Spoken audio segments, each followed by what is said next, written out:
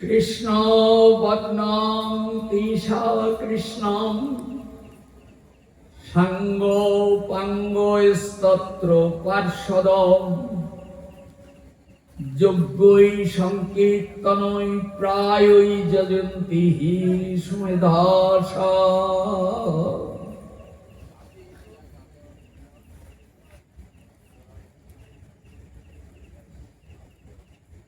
আমরা নিতাই গৌরের জয়ধ্বনি দিয়ে আমরা কিছু হরিকথা আস্বাদনে আমরা প্রবৃত্ত হলাম, কিন্তু এত দেব দেবতা ভগবানের এত অবতার বাদ দিয়ে নিতাই গৌরকে জয়ধ্বনি দিলাম কেন? এর কারণ কি আমাদের তো জানা দরকার।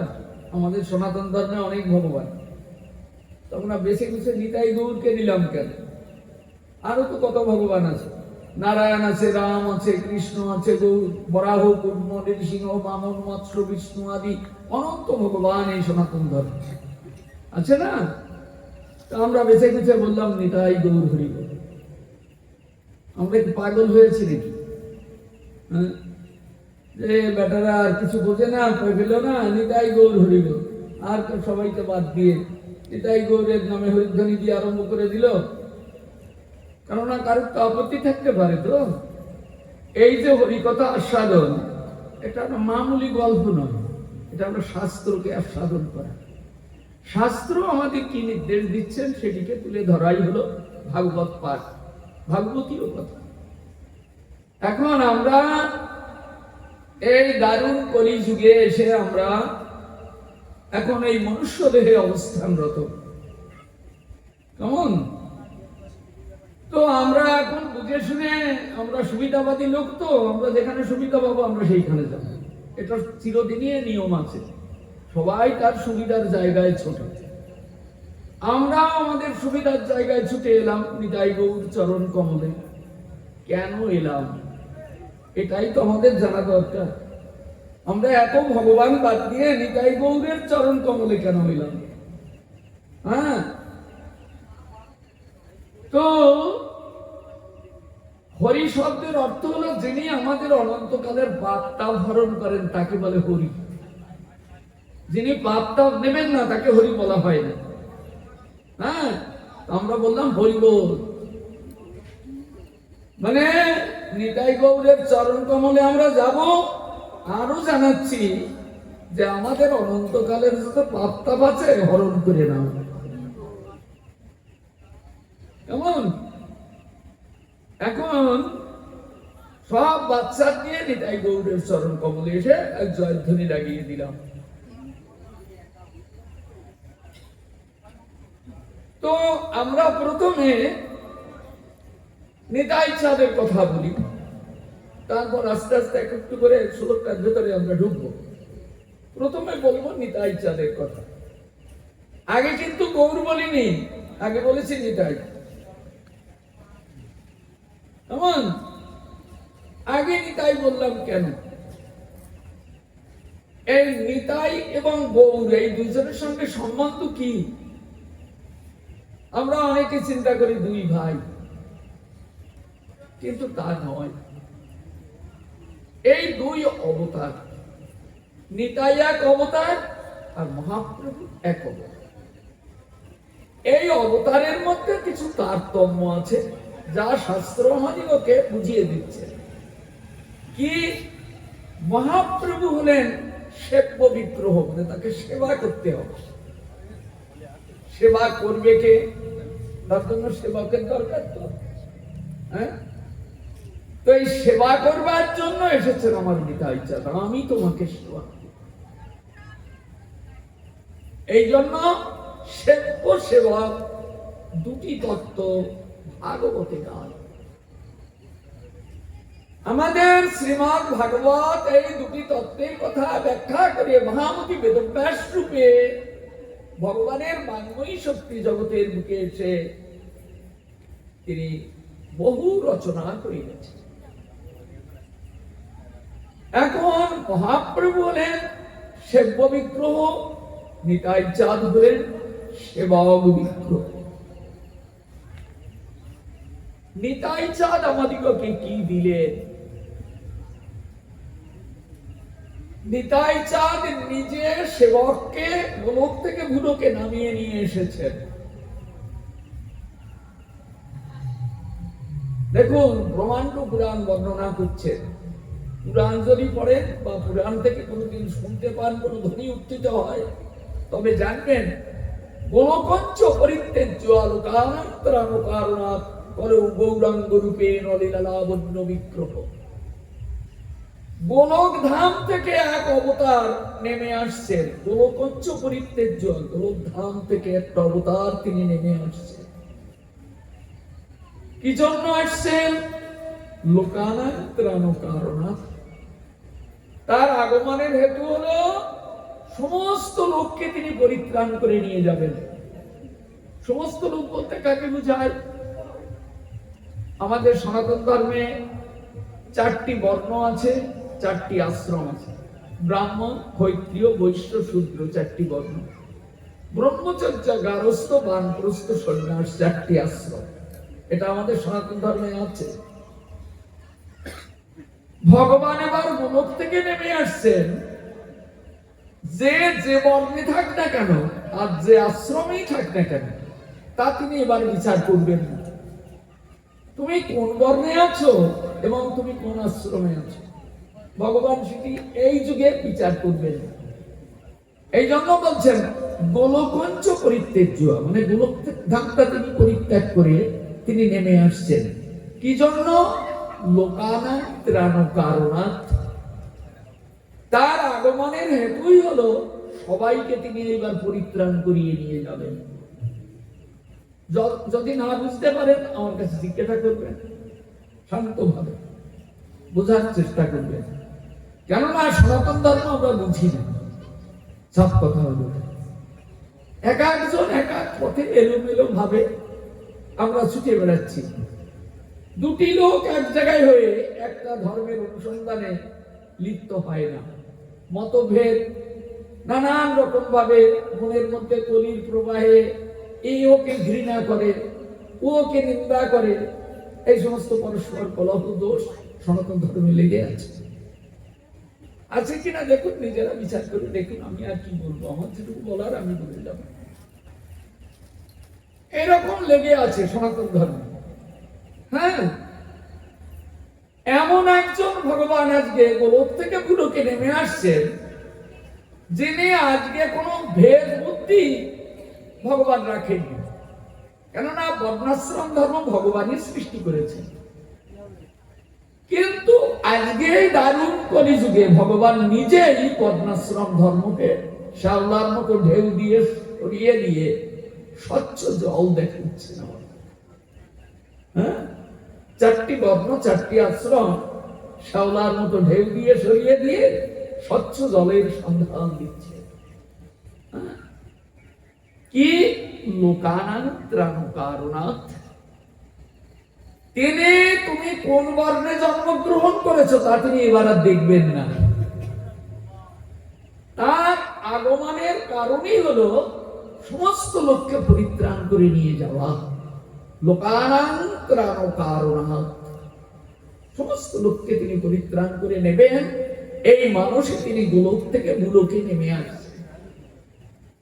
কিভাবে তিনি নামছেন? কলৌ গৌরাঙ্গ রূপে নয়, এই কলিতে তিনি গৌরকান্তি ধারণ করে তিনি নেমে আসছেন জগতের বুকে। গৌরকান্তি ধারণ করে লীলা লাবণ্য বিগ্রহ। এই যে বিগ্রহ নেমে আসছেন, তিনি জগতের বুকে এসে এমন একটা মধুর লীলার আস্বাদন দিচ্ছেন, যে লীলাটি লাবণ্য মানে সমস্ত গুণে ভরা পরমানন্দময় সুখকর একটি মধুর লীলা রসকে আস্বাদন দিয়ে যাচ্ছে আমাদের লীলা লাবণ্য বিগ্রহ। তো ভগবান একা আসছেন, তো ভগবানকে এখানে দেখবে কে? সেবক ছাড়া তো ভগবান চলতে পারে না। তাই এই যে গৌরাঙ্গ সুন্দর নেমে আসছেন, তাকে সেবা করবার জন্য আর কেউ নয়, আমার নিতাই চাঁদ হাতখানি বাড়িয়ে দিয়ে বলছেন, প্রভু তুমি একা যাবে কেন? আমি যে তোমার জনম জনমের সেবক, আমাকে তুমি নিয়ে চলো, আমিও যাব, তুমিও যাবে। দুইজনে গিয়ে পরমানন্দে কলির জীবকে কলির বাধা উচ্ছেদন করে আমরা নিয়ে চলে আসবো নিত্য আনন্দ। হ্যাঁ, এই জন্য দুটি বিগ্রহ নেমে আসছে, সেবক এবং সেবক। ভগবান যদি নেমে আসতেন একাকী, তাহলে তাকে সেবা করত কে? নিতাই চাঁদ তাই আপনার দুয়ারে এসে দাঁড়িয়ে বলছেন, এসো, তুমিও আমার কাজের ভার নাও, তুমি এসো, আমি যে কাজ করতে এসেছি তুমিও এই কাজের ভার নাও। কি ভার? তুমিও প্রভুকে সেবা করো, তুমি এসো, আমি তোমাকে সেবা শিখিয়ে দেব। হ্যাঁ, তাই আমার নিতাই চাঁদ দাঁড়ে দাঁড়ে ঘুরে ঘুরে সেবা শিক্ষা দিয়ে যাচ্ছে। সেবা বলেন, নিতাই চাঁদ তুমি কার কাছ থেকে সেবা শিখেছো? বলেন, আমি কার কাছ থেকে সেবা শিখেছি শুনবে। যখন এই গৌরাঙ্গ সুন্দর বৃন্দাবনে এসেছিল, তখন তিনি এসেছিলেন কৃষ্ণ স্বরূপে। যদি আমার কথা বুঝতে না পারেন, সঙ্গে সঙ্গে বলবেন এই জায়গাটা বুঝতে পারলাম না। হ্যাঁ, যখন এই ভগবান গোলক থেকে ভুলোকে নেমে এসেছিলেন, তখন তিনি বৃন্দাবনে এসেছিলেন কৃষ্ণ স্বরূপে। তখন তিনি আমাকে নিয়ে এসেছিলেন বলরাম স্বরূপে। কেমন? আমি যখন বলরাম স্বরূপে এলাম, তখন আমি দ্বারকা লীলায় ভালো করে সেবা করতে পেরেছি, কিন্তু বৃন্দাবন লীলায় আমি ভালো করে তাকে সেবা করতে পারিনি। কেন পারলে না বলরাম? বললেন, আমার প্রাণবল্লভ শ্রীকৃষ্ণ এই ভারটি সখীগণের উপর দিয়েছিল, আর দিয়েছিল গোপীগণের উপর, তাই না? বৃন্দাবনে কৃষ্ণকে কারা সেবা করেছেন? সখীরা, গোপীরা, মঞ্জরীরা, তারাই কৃষ্ণকে সেবা করেছে। বলরামকে কুঞ্জের মধ্যে ঢুকতে দেয়নি। দ্বাদশ কারণে কুঞ্জ হয়েছে, কিন্তু সেখানে বলরাম নেই। তাই বলরামের দুঃখ হয়েছিল। এই লীলায় আমাকে কুঞ্জে ঢুকে সেবা করতে দিল না। যারা কুঞ্জে ঢুকে সেবা করেছে, সেই সমস্ত গোপীগণ, তারা যে সম্পত্তি পেল, সে সম্পত্তি আমি পেলাম। তাই আক্ষেপ জানবেন, এই যে সাধন ভজনটা, এটা হলো প্রত্যেকের একটি আক্ষেপ। কিরকম দেখুন, শ্রীজীব গোস্বামী পাদের একটা টিকার দ্বারা আমি একটু বুঝবার চেষ্টা করব, আপনাদের একটু বোঝানোর চেষ্টা করব। হ্যাঁ, দেখুন, 84 লক্ষ জমিদার জীব ভ্রমণ করছে, দেখতে পাচ্ছেন তো? এদিকে আমি আর যাব না, আপনারা দেখে বুঝে নিন। এই পুকুরে যে মাছটা আছে, সেটাও কিন্তু একটা জীব। ইঁদুর, বিড়াল, ব্যাঙ, কৃমি, কীট, পোকামাকড় ঘুরছে, ওটাও কিন্তু একটা জীব। বৃক্ষ, লতা, স্থাবর, জঙ্গল, তারাও একটা প্রাণী, তার মধ্যে একটা প্রাণ আছে। এরকম করে 84 লক্ষ জমিদার জীব ভ্রমণ করে বেড়ায়। আমিও ভ্রমণ করেছি, আপনিও ভ্রমণ করতে করতে আজ এই নরতনুতে ফিরতে পেরেছি। আমিও ভ্রমণ করেছি। এমনি করে ভ্রমণ করতে করতে করতে করতে আজ আমরা এই দুর্লভ নরতনুতে এসেছি। এখন ওই ব্যাংক যেখানে কোলাহল করছে, সেখানে যদি আপনি ভাগবত নিয়ে বসে বলেন, এই ব্যাংক ভাগবত শুনবি, তারা কি কিছু বুঝবে? পুকুরে অনেক মাছ আছে, আপনি যদি মাছের দিকে তাকিয়ে বলেন ভাগবত শুনবে, বুঝবে কিছু? বৃক্ষ, লতা, স্থাবর, জঙ্গম, কৃমি, কীট, পোকামাকড়, তাদেরকে বুঝবার অধিকার ভগবান দেননি, তাই তারা বুঝতে পারে না। কিন্তু এই দুর্লভ নরকটি সর্বোত্তম দেহ। আপনি যে দেহটা পেয়েছেন এটি সর্বোত্তম, সবার উপরের দেহ। এখানে আপনার জ্ঞান আছে, বুদ্ধি আছে, বিবেচনা আছে, ভগবানকে সাধন করবার মতো সামর্থ্য আছে,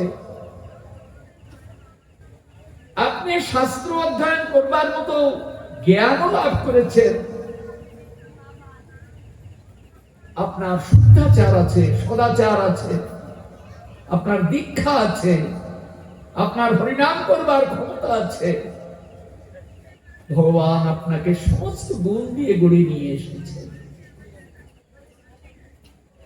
সেটিকে যদি আপনি ব্যবহার না করেন তাহলে আপনার গুণের সার্থকতা কিছু নেই। এই গুণগুলিকে ব্যবহার করবার জন্য বলরামের ক্ষেত জেগেছিল। আমি কুঞ্জ সেবা পেলাম না, হ্যাঁ, কুঞ্জে যারা সেবা পেয়েছে আমি তাদের কাছে গিয়ে এই সেবা ভিক্ষা করব। তাই চৈতন্য ভাগবতে দেখবেন বৃন্দাবনে বলরাম রাজ বিহার করেছিলেন। বৃন্দাবনে বলরাম রাজ বিহার করেছিলেন।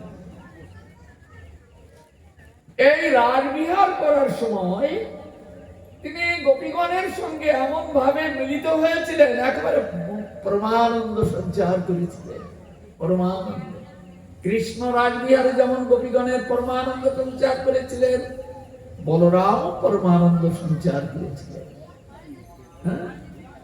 কেননা কৃষ্ণের দ্বিতীয় বিগ্রহই তো বলরাম।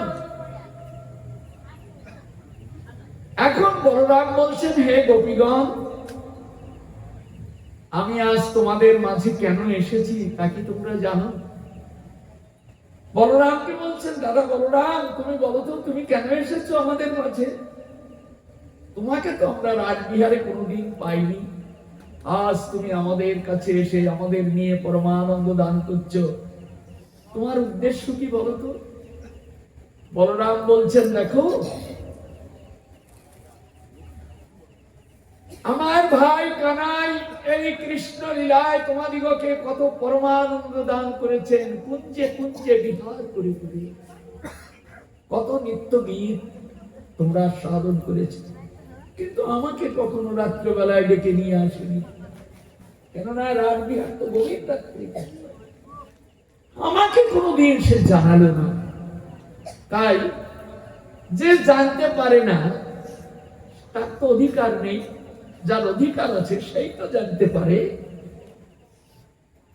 তাই আমি এই অধিকার পাইনি, তোমরা সেই অধিকার পেয়েছ। বৃন্দাবনের গোপীগণ তোমরাই ধন্য, ধন্য তোমাদের জীবন। আমি আজ তোমাদেরকে ডেকেছি, আমি তোমাদের কাছে ভিক্ষা প্রার্থনা করবার জন্য। হে গোপীগণ, তোমরা আমাকে কিছু ভিক্ষা দাও। বলরামকে বলছেন, তুমি বলো তুমি কি ভিক্ষা চাও? বলরাম বলছেন, আমার সবই আছে, কিন্তু আমার সেই প্রেম নেই যে প্রেম নিয়ে কুঞ্জে গিয়ে ভগবানকে সেবা করা যায়। সেটি যদি আমার থাকতো তাহলে তিনি তো আমাকেও নিয়ে যেতেন, আমার নেই। তাই আমি ভিক্ষা চাইছি, ওটি আমাকে দাও।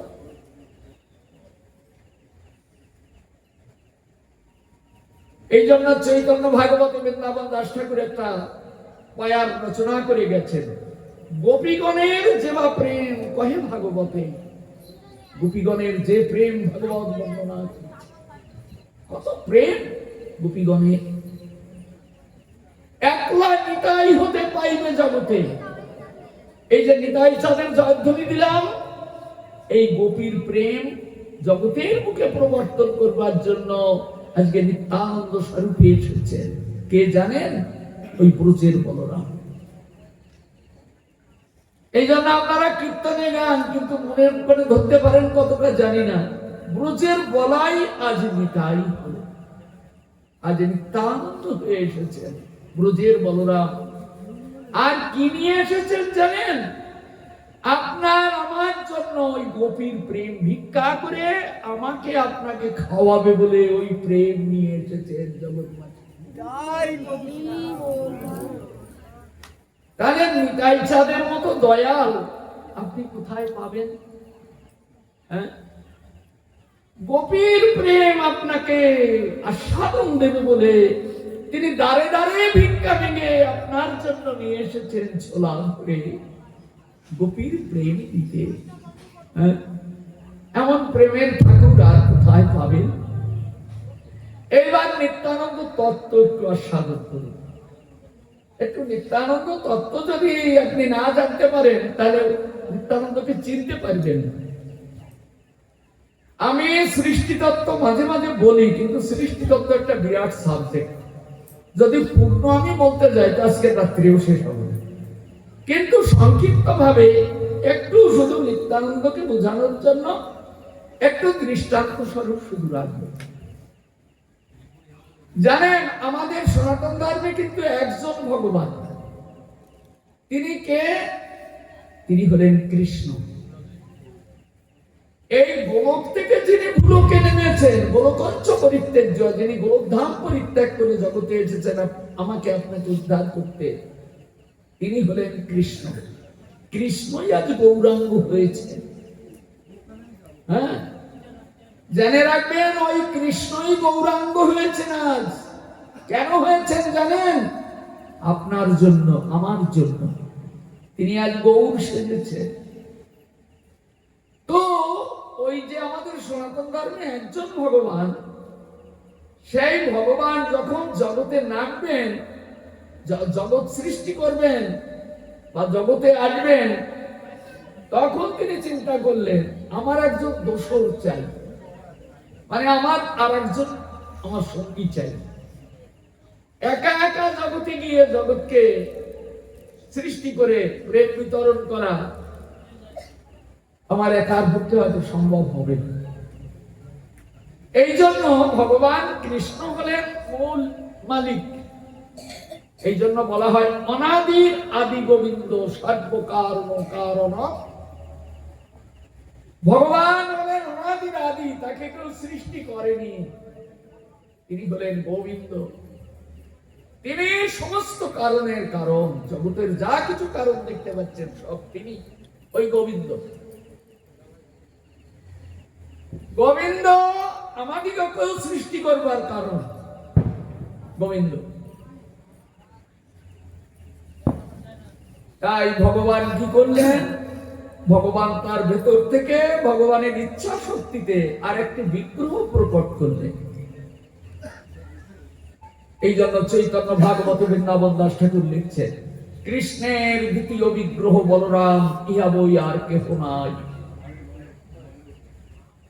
তাহলে ওই কৃষ্ণ থেকে আর একটি বিগ্রহ প্রকটিত হয়েছে, তিনি হলেন বলরাম। বলরামকে ভগবান বললেন তুমি জগৎ সৃষ্টি করো, জীব সৃষ্টি করো। যখন হয়ে যাবে তখন আমি জগতে নামবো এবং আমার পরিকর বৃন্দ নিয়ে নেমে আমি মধুর প্রেম রস আস্বাদন দিয়ে জগৎবাসীকে কৃতার্থ করব। বলরাম ভগবানের আদেশ মাথায় করে নিয়ে নেমে এলেন। কোথায় এলেন? গোলক থেকে বৈকুণ্ঠে নেমে এলেন। 90 কোটি যোজন দূরত্ব পার। তখন দেখছেন কত দূর আমার প্রভু রইল, আর আমি এত দূর নেমে এলাম, আমি তো কোনো কুল কিনারা পাচ্ছি না। এই জন্য বলরাম তখন ভগবানকে স্মরণ করছেন। যখন স্মরণ করছেন তখন তিনি ভগবানের কাছে প্রার্থনা করছেন, হে প্রভু, আমার একটু সঙ্গী সাথী না দিলে তো আমি পারবো না। তখন বলরামের ভেতর থেকে 4টি অবতার প্রকটিত হলো। কি কি? বাসুদেব, শঙ্কর্ষণ, প্রদ্যুম্ন, অনিরুদ্ধ। যিনি বাসুদেব তিনি সত্য যুগে হয়েছেন নারায়ণ। একই ব্যক্তি ত্রেতা যুগে হয়েছেন রামচন্দ্র, দ্বাপরে হয়েছেন কৃষ্ণ, কলিতে হয়েছেন গৌরাঙ্গ। যিনি শঙ্কর্ষণ তিনি এই অনন্ত কোটি ব্রহ্মাণ্ডকে তিনি আকর্ষণ করে ধরে রেখেছেন। ইনিও বলরাম থেকে দ্বিতীয় বহুরূপে প্রকটিত হয়েছে, এনার থেকে প্রকটিত হয়েছে কারণার নবসায়ী বিষ্ণু, গর্ভোৎসাহী বিষ্ণু। গর্ভোৎসাহী বিষ্ণু নাভিকমল থেকে পদ্মের উপর ব্রহ্মা জন্মগ্রহণ করেছে। ক্ষীরোৎসাহী বিষ্ণু, অনন্তদেব বাবা ভোলানাথ প্রকটিত হয়েছে। হ্যাঁ, প্রদ্যুম্ন থেকে প্রকটিত হয়েছেন ভগবান নৃসিংহ অবতার, বামন অবতার। অনুরুদ্ধ থেকে প্রকটিত হয়েছেন বরাহ, কুর্ম, মৎস্য ইত্যাদি অবতার। তাহলে এই যে অবতারগুলির নাম আপনি শুনলেন, যদি আমি যোগ করি তাহলে দেখা যাবে সব অবতারগুলি ওই বলরাম থেকেই প্রকৃত। কেমন? তাহলে আমরা সলিউশনটা পেলাম কি, ভগবানের যত অবতার সব বলরাম থেকে প্রকটিত হয়েছে। কেমন? এইবার জানেন অসংখ্য বিষ্ণু মূর্তি, তার মধ্যে 16 প্রকার বিষ্ণু আছে। কিরকম জানেন? শঙ্খ, চক্র, গদা, পদ্ম। এই হাত ঘুরিয়ে ঘুরিয়ে চক্র কেউ আগের হাতে নিল, হ্যাঁ, গদা কেউ আগের হাতে নিল, পদ্ম কেউ আগের হাতে নিল, তাহলে 16 প্রকার বিষ্ণু হয়। হ্যাঁ, ঘুরিয়ে ঘুরিয়ে সেই বিষ্ণু থেকে আরো অনেক বিষ্ণু হয়েছে। এই জন্য অনন্ত বিষ্ণু স্বরূপ। তো আমি এত হিসাব করে আমি পাবো কোথায়? কোন বিষ্ণুকে আমি আরাধনা করছি? কোন বিষ্ণু আমাকে কি দেবেন? হ্যাঁ, অনেক কথা। অনেক কোন অবতারকে আমি ভজন করলে আমার কল্যাণ হবে, এগুলো বুঝবার অনেক কথা আছে। এই জন্য বেদ, পুরাণ, উপনিষদ, স্মৃতি, শ্রুতি, মহাভারত, শ্রীমদ্ ভাগবত গীতা, শ্রীমদ্ ভাগবত, বহু শাস্ত্র প্রণীত। একটাও পড়ি না তো ভগবানকে বুঝবো কি করে? আমরা তো সবাই বলি আমার তো ভাই পড়ার সময় নেই, অনেক কাজ, খাবো কি সেই চিন্তা করি। টাকা থাকলেও মনে করি এতে আমার পোষাবে না। 10 কোটি 20 কোটি থাকলেও মনে হয় আমার 100 কোটির দরকার, 100 কোটি থাকলে 500 কোটির দরকার। হ্যাঁ, চাহিদার তো শেষ নেই। এই জন্য সময় আর কারণ নেই, শাস্ত্র অধ্যয়নের সময় নেই। আর শাস্ত্র অধ্যয়ন, শাস্ত্র শুনবে না, ভগবানের কথা শুনবে না, তো জন্ম আর মৃত্যুর ঢেবে ঢেবে ভেসেই বেড়াতে হবে। এ সংসার পারেও কেউ কোনোদিন যেতে পারবে না। কেমন? এই জন্য ভগবান যাকে কৃপা করেন তিনি ভগবানের চিন্তা করেন, ভগবানের স্বরূপ মাধুরিমা গুণ কীর্তন করেন, চিন্তা করেন এ দুঃখের জায়গা থেকে কেমন করে পার লাগাবো। আপনি কি বোঝেন সংসারটা দুঃখময়? আপনি মনে করছেন আপনি সংসারটা বানিয়েছেন এটা আনন্দময়?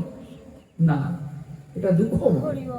এখানে রোগ আছে, শোক আছে, তাপ আছে, জ্বালা আছে, যন্ত্রণা আছে, ব্যাধি আছে, ঘাত প্রতিঘাত সংঘাত লেগে আছে। আর কিছু না হলেও মৃত্যু পেছনে দাঁড়িয়ে আছে, কখন তুলে নিয়ে যাবে এখান থেকে তার ঠিক নেই। হ্যাঁ, ভালো আছেন কি? কত খেটে কত টাকা পয়সা জোগাড় করছেন, ব্যাংকে আছে, বাড়িতে আছে। যেদিন আপনাকে নিয়ে যাবে এখান থেকে তখন একটা টাকাও হাত দিতে দেবে না। শূন্য হাতে আগমন, শূন্য হাতে বিদায়। বোঝা যায় কি? বুঝতে পারছেন এই সংসার চক্র? এই জন্য এখন ভালো ঘর বাড়িতে আছেন, যদি ভগবানকে না ডাকেন তো ওই পুকুরের মধ্যে যারা জন্মেছে আপনাকে ওইখানে জন্ম দিলে আপনি ঠেকাবেন কি করে? ঠেকাতে পারবেন? এই জন্য হরি ভজন, হরি ভজন, ভগবান ভজন করুন। বললে কি হবে? ভগবান প্রতিজ্ঞাবদ্ধ হয়ে এসেছেন, প্রতি জানি কন্তেয় নমে ভক্ত প্রণশ্যতি। তুমি যদি কোন ক্রমে আমার ভক্ত হতে পারো তাহলে তোমাকে এই 84 লক্ষ জনি দ্বারা ভ্রমণ করে বেড়াতে হবে না। তুমি সদ্গুরু পদাশ্রয় গ্রহণ করে আমার নাম গুণ কীর্তন করে তুমি এই দুঃখময় সংসার পার হয়ে আনন্দের জগতে তুমি তাহলে কি আমাদের এগুলির কোনো দরকার আছে মনে হয়? যারা নির্বোধ তারা বলবেন যে না, এর কোনো দরকার নেই, বাটারা বৃথা সময় নষ্ট করছে, পয়সা নষ্ট করছে। আরে মশাই, আপনার অনেক পয়সা আছে, নিয়ে যাবেন কয় টাকা? সে যে নষ্ট করছে, আপনি নেবেন কয় টাকা? আপনার পুরোটাই নষ্ট। আর যে ভগবানকে দিয়ে গেল, ভগবান তার ঋণ পরিশোধ করবার জন্য চেষ্টা করবেন, ওই বেটার ঋণটা আমি কেমন করে পরিশোধ করতে পারি। সেই জন্য ভগবানের কৃপা আপনার মাথার উপর বর্ষিত। হ্যাঁ, ভগবান কাউকে ভুলেন না। তাই তো ভগবান এসেছেন গোলক থেকে ভুলোকে করুণা করবার জন্য। এই করুণা করবার জন্য তিনি একা না এসে আর একজনকে সঙ্গে করে নিয়ে এসেছেন, যার নাম নিতাই চাঁদ। তাই আমরা নিত্যানন্দের জয়ধ্বনি করে আরম্ভ করেছি। এই নিতাই চাঁদের ভেতর থেকে এত, বলরামের ভেতর থেকে এত বিগ্রহ প্রকটিত হয়েছে। হ্যাঁ, সেই বলরাম তিনি মনে করলেন আমি এই যুগে বলরাম আছি, এর পরের যুগে আমি আর বলরাম থাকবো না, আমি হব নিত্যানন্দ। আমার প্রভু কৃষ্ণ তিনি পরের যুগে কৃষ্ণ থাকবেন না, তিনি হবেন গৌরাঙ্গ। আমি তার সাথে যাব, আমি সেবক বিগ্রহ রূপে যাব। তাই আমি জগৎবাসীকে সেবা শিখাবো। সেবা কেমন করে তাকে সেবা করতে হয়, ওই গৌরাঙ্গ সুন্দরকে কেমন করে সেবা করতে হয়, সেটি আমি শিখাবো। তাই আমার নিতাই চাঁদ, যার মধ্যে আমরা দেখলাম সমস্ত অবতার যার মধ্যে বিরাজমান, তিনি সমস্ত অবতারের মূর্তিমন্ত বিগ্রহ বলরাম আজ নিত্যানন্দ রূপে এসে দাঁড়িয়েছে আমার দুয়ারে। তাকে চিনতে না পারে কি আমার আলাদা করে আমি নারায়ণ পূজা করব? আলাদা করে কি আমি রাম পূজা করব? আলাদা করে কি আমি বিষ্ণু পূজা করব? আলাদা করে কি ভগবানের কোন অবতারের পূজা করব? আমার নিতাই চাঁদ সমস্ত অবতারের বিগ্রহ। এটি যারা জানতে পেরেছেন তারাই হলেন বুদ্ধিমান। এই জন্য আমার নিতাই চাঁদকে যারা পূজা করে তাদের ঘরে সমস্ত ভগবানের অবতারের পূজা হয়ে যায়। বুঝলেন? আমি কতটুকু বুঝাতে পারলাম আমি জানি না। কালকে ঠাকুর মশাইকে যখন বলবেন তোমার এই অকল্যাণ হচ্ছে, তা তুমি এই ভগবানকে পূজা করো, এই ঠাকুর পূজা করো, এই দেবতার পূজা করো, আপনি তখন বললেন তাহলে আমার এই পূজাটা আপনি করে দিন যাতে আমার মঙ্গল হয়। জনম জনম করবেন, মঙ্গল কোনদিন হবে না, কোনদিন হবে না। যতক্ষণ পর্যন্ত যুগ ধর্ম আপনি হৃদয়ঙ্গম না করতে পারবেন, ততক্ষণ পর্যন্ত আপনার কল্যাণ হবে না। তাই আজ যুগাবতার রূপে দুটি বিগ্রহ এসেছে আমাদের দুয়ারে। একটা হলেন সমস্ত অবতারের প্রকাশ, যার মধ্যে সেই বলরাম আজ নিত্যানন্দ রূপে এসে দাঁড়িয়েছে আমার দুয়ারে। আর আমাকে তিনি প্রেম দিয়ে ভগবানের সেবক বানাতে এসেছে, তার উদ্দেশ্য এটি। তাই বৃন্দাবন দাস ঠাকুর আমাকে বাংলা পাঠ করে ভালো করে বুঝিয়ে দিচ্ছেন, গোপীগণের যে বা প্রেম কহে ভাগবতে, একলা নিতাই হতে পাইবে জগতে। তুমি নিত্যানন্দ প্রভুকে ডাকো, তার যদি করুণা হয় তবে তুমিও গোপীর প্রেম লাভ করে ওই ব্রজবিহারী নন্দনন্দনকে তুমি খুঁজে পাবে, তাকে তুমি সেবা করে কৃতার্থ হতে। নরোত্তম ঠাকুর মশাই খেতড়ির তীরে বসে কেঁদে কেঁদে লিখছেন, যে দেশে নিতাই নাই সে দেশে না যাব, নিতাই বিমুখ জলের মুখ না হেরিব। যে নিত্যানন্দকে চিনতে পারলো না, তার মুখ যেন আমি আর না দেখি। আয় হয় এমন নিত্যানন্দ এসে দাঁড়িয়েছে আমার দুয়ারে। যাকে সেবা করলে আপনার নারায়ণ পূজা হয়, রাম পূজা হয়, বরাহ, কুর্ম, নৃসিংহ, বামন, মৎস্য, বিষ্ণু আদি যত ভগবানের স্বরূপ আছে সবার পূজা হবে ওই নিতাই চাঁদের চরণ কমলে। তাহলে এক জায়গায় যদি এত পাওয়া যায় তো আমরা মনটাকে ছুটিয়ে নিয়ে যাব কেন এখানে ওখানে, বলুন তো? হ্যাঁ, এই সনাতন ধর্মের সার কথা মহামতি বেদব্যাসের বর্ণন, বৃন্দাবন দাস ঠাকুর দ্বীপে তার লেখা। এই জন্য নিতাই ভজ, নিতাই ভজলে গৌর পাবে। তুমি যদি নিত্যানন্দ প্রভুকে ভজন না করো তাহলে তুমি কোনোদিন গৌর পাবে না। একটা প্রমাণ দেখুন, বুঝতে পারবেন। আপনারা ওই পানিহাটিতে যে দধিচিড়া মহোৎসব হয় শুনেছেন কি? হ্যাঁ, হয়। কেন হয়? কিসের জন্য হয়? আমাদের রঘুনাথ দাস গোস্বামীর কথা শুনেছেন? রঘুনাথ দাস গোস্বামী এই ষড় গোস্বামীর অন্যতম, শ্রীরূপ, সনাতন ভট্ট, রঘুনাথ, শ্রীজীব, গোপাল ভট্ট, এই দাস রঘুনাথ, এই 6 গোস্বামীর মধ্যে এই রঘুনাথ দাস গোস্বামী। হ্যাঁ, তিনি হিরণ্য নামক জমিদার এবং গোবর্ধন নামক জমিদার 2 ভাইয়ের একমাত্র পুত্র ছিলেন। এই রঘুনাথ জমিদারের ছেলে।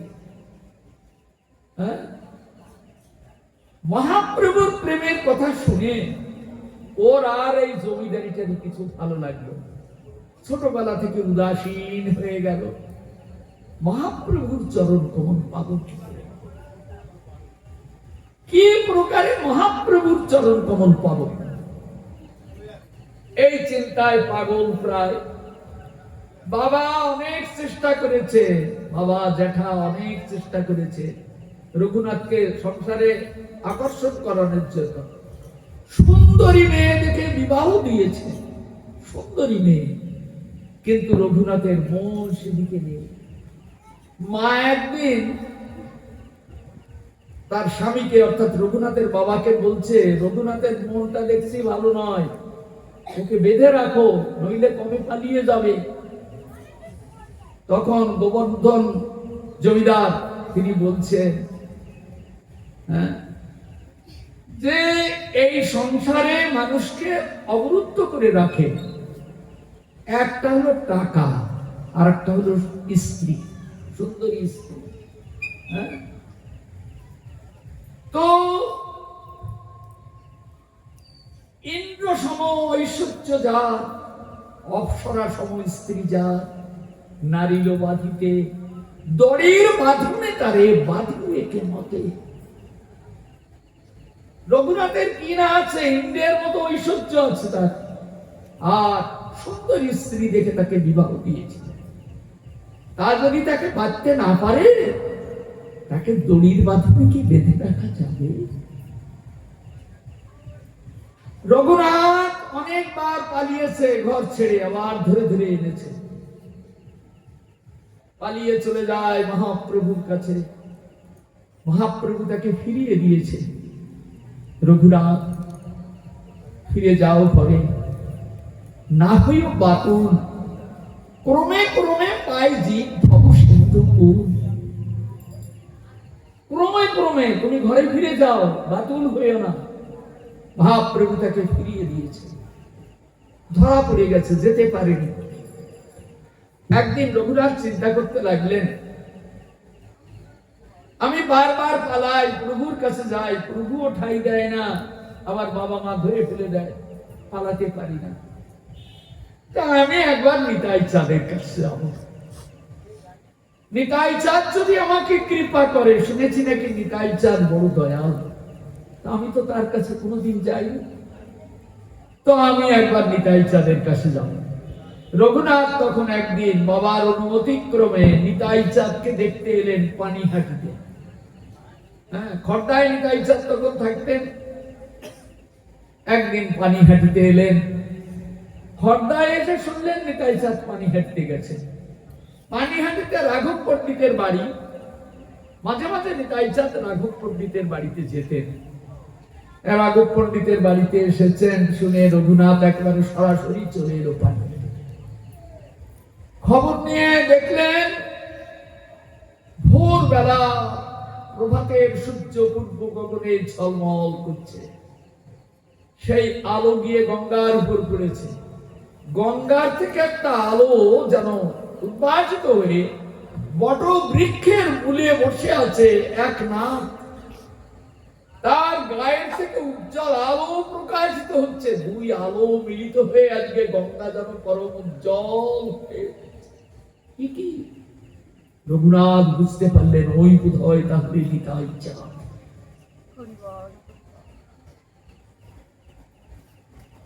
রঘুনাথ যখন এগোচ্ছে তখন নিতাই চাঁদের একজন ভক্ত সে নিতাই চাঁদকে বলছেন, শ্রীপাদ ওই দেখুন রঘুনাথ আসছে। নিতাই চাঁদ তখন মানে খুব গর্জন করে বলছে, আয় আয় ছোড়া আজি দণ্ডিব তোরে, আয় আয় ছোড়া আজি দণ্ডিব তোরে, তোকে আমি দণ্ড দেবো। রঘুনাথ ভয়ে থরথর করে কাঁপছে। ওই উজ্জ্বল বিরাট কান্তি তিনি আমাকে দেখে ডাকছেন, আয় আয় ছোড়া আজি দণ্ডিব তোরে, আজ আমাকে দণ্ড দেবে। জানি না প্রভু আমার চরণে ঠাই দেয় না, আর নিতাই চাঁদ যদি আমায় দণ্ড দেয় তাহলে আমি কোথায় যাব? চোখে এলো জল, ভয়ে চোখে এলো জল। ধর্ম কর্ম করবে তো একটু ভয় থাকা চাই। উচ্ছৃঙ্খল লোকের কোনোদিন ধর্ম কর্ম হয় না, একটু ভয় থাকা চাই। এখন রঘুনাথের ভয় হচ্ছে যে মহাপ্রভুর করুণার বাতাস যার গায়ে লেগেছে তার তো প্রেমের পুরতি রঘুনাথ, সে নিতাই চাঁদের সামনে দাঁড়িয়েছে। নিতাই চাঁদ কি করেছেন? আকর্ষণ করে টেনে চরণে এনে ফেলেছেন, আজ দণ্ড দেব বলে নিতাই চাঁদ। রঘুনাথ থরথর করে কাঁপছে আর চোখের জল টক টক করে পড়ছে। জানি না কি দণ্ড দেবে আজি। দাঁড়িয়ে আছে নিতাই চাঁদ, তাকিয়ে দেখছেন ওর চোখ দিয়ে জল পড়ছে। ও যেন বলছে, প্রভু আমার কি দণ্ড তুমি দাও, তোমার যা ইচ্ছা হয় তুমি তাই করো। এই তো সমর্পণ ভগবৎ চরণে, এই তো মন প্রাণ সমর্পণ। হে গোবিন্দ, তুমি আমায় যে দণ্ড দেবে তুমি দাও, কিন্তু কৃপা করে তোমার চরণ কমল থেকে আমাকে তুমি আমায় দণ্ড দাও, আমায় মারো, কিন্তু তোমার চরণ ছাড়া করো। সঙ্গে সঙ্গে নিতাই চাঁদ বলছেন, রঘুনাথ তোমার এই দণ্ড, আমার যত পার্শ্ববৃন্দ দেখছো বসে আছে আজ সকলকে দধি চিড়া মহোৎসব করে খাওয়াও, এই তোমার দণ্ড। রঘুনাথ আনন্দে আত্মহারা হয়ে গেলেন। আনন্দ, নিতাই চাঁদ আমাকে এই দণ্ড দিলেন, এ তো পরমানন্দ। আমি নিতাই চাঁদের লোককে খাওয়ানোর জন্য তিনি নির্দেশ করেছেন। সঙ্গে সঙ্গে রঘুনাথ লোক পাঠালেন, আর সঙ্গে সঙ্গে জিনিসপত্র সব এসে পড়তে লাগলো। বিরাট চিরা নদীর মহোৎসব সারাদিন ধরে হলো। সারাদিন রঘুনাথ পরমানন্দ সুখ পেতে লাগলেন। যারা দোকান নিয়ে নিয়ে এসেছে তাদেরটাও কিনে কিনে তাদের খাওয়াতে লাগলেন। সারাদিন ধরে চললো। রাঘব পণ্ডিত রাত্রিতে সকলকে নিমন্ত্রণ করে ঘরে নিয়ে গেলেন। রঘুনাথকেও নিয়ে গেলেন। রঘুনাথ চলো রাত্রিতে আমার ঘরে তুমি থাকবে। রাত্রিতে নিতাই চাঁদ দেখালেন, রঘুনাথকে দেখাচ্ছেন। মহাপ্রভু তখন গম্ভীরায়, তখন আর নিতাই চাঁদ কোথায়? রাঘব পণ্ডিতের বাড়িতে, এই পানিহাটিতে। কোথায় গম্ভীরা পুরী ধামে, আর কোথায় রাঘব পণ্ডিতের বাড়ি। রাত্রিতে রাঘব একটা ভোগের থালা নিয়ে এসে নিতাই চাঁদকে দিচ্ছে। শ্রীপাদ এটি তুমি গ্রহণ করো। নিতাই চাঁদ বলছেন, আর একটা থালা আনো, এখানে রাখো, এখানে আর একটা থালা আনো। রাঘব বুঝতে পারলেন না কার জন্য আনতে বলছেন থালা, আর একটা কার জন্য। রাঘব এনে দিলেন আর একটা আসন দিয়ে থালা। রঘুনাথ দেখছে ওই আসনে, জানি না তিনি কোথায় ছিলেন, মহাপ্রভু স্বয়ং এসে বসে ওই থালায় ভোগ গ্রহণ করছে।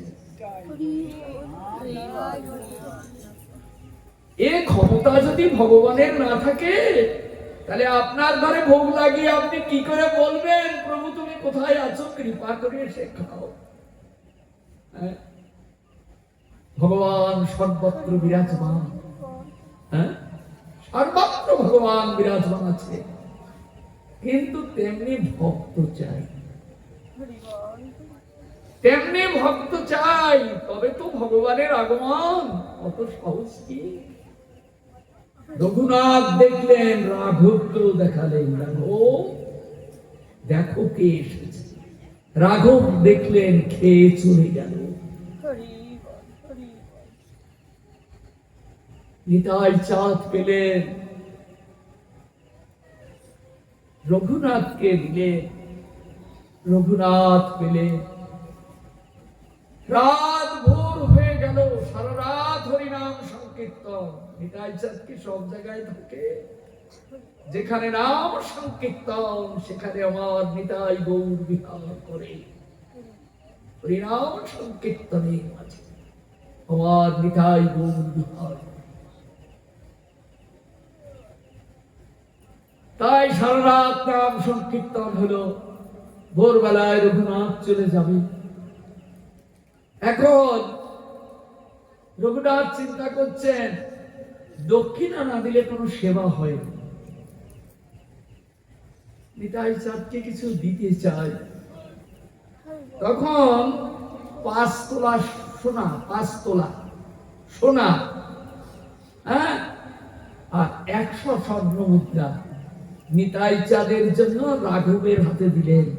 আমি দিলে যদি না নেয়, এমনি করে সকলকে দক্ষিণা দিয়ে রঘুনাথ চলে গেল।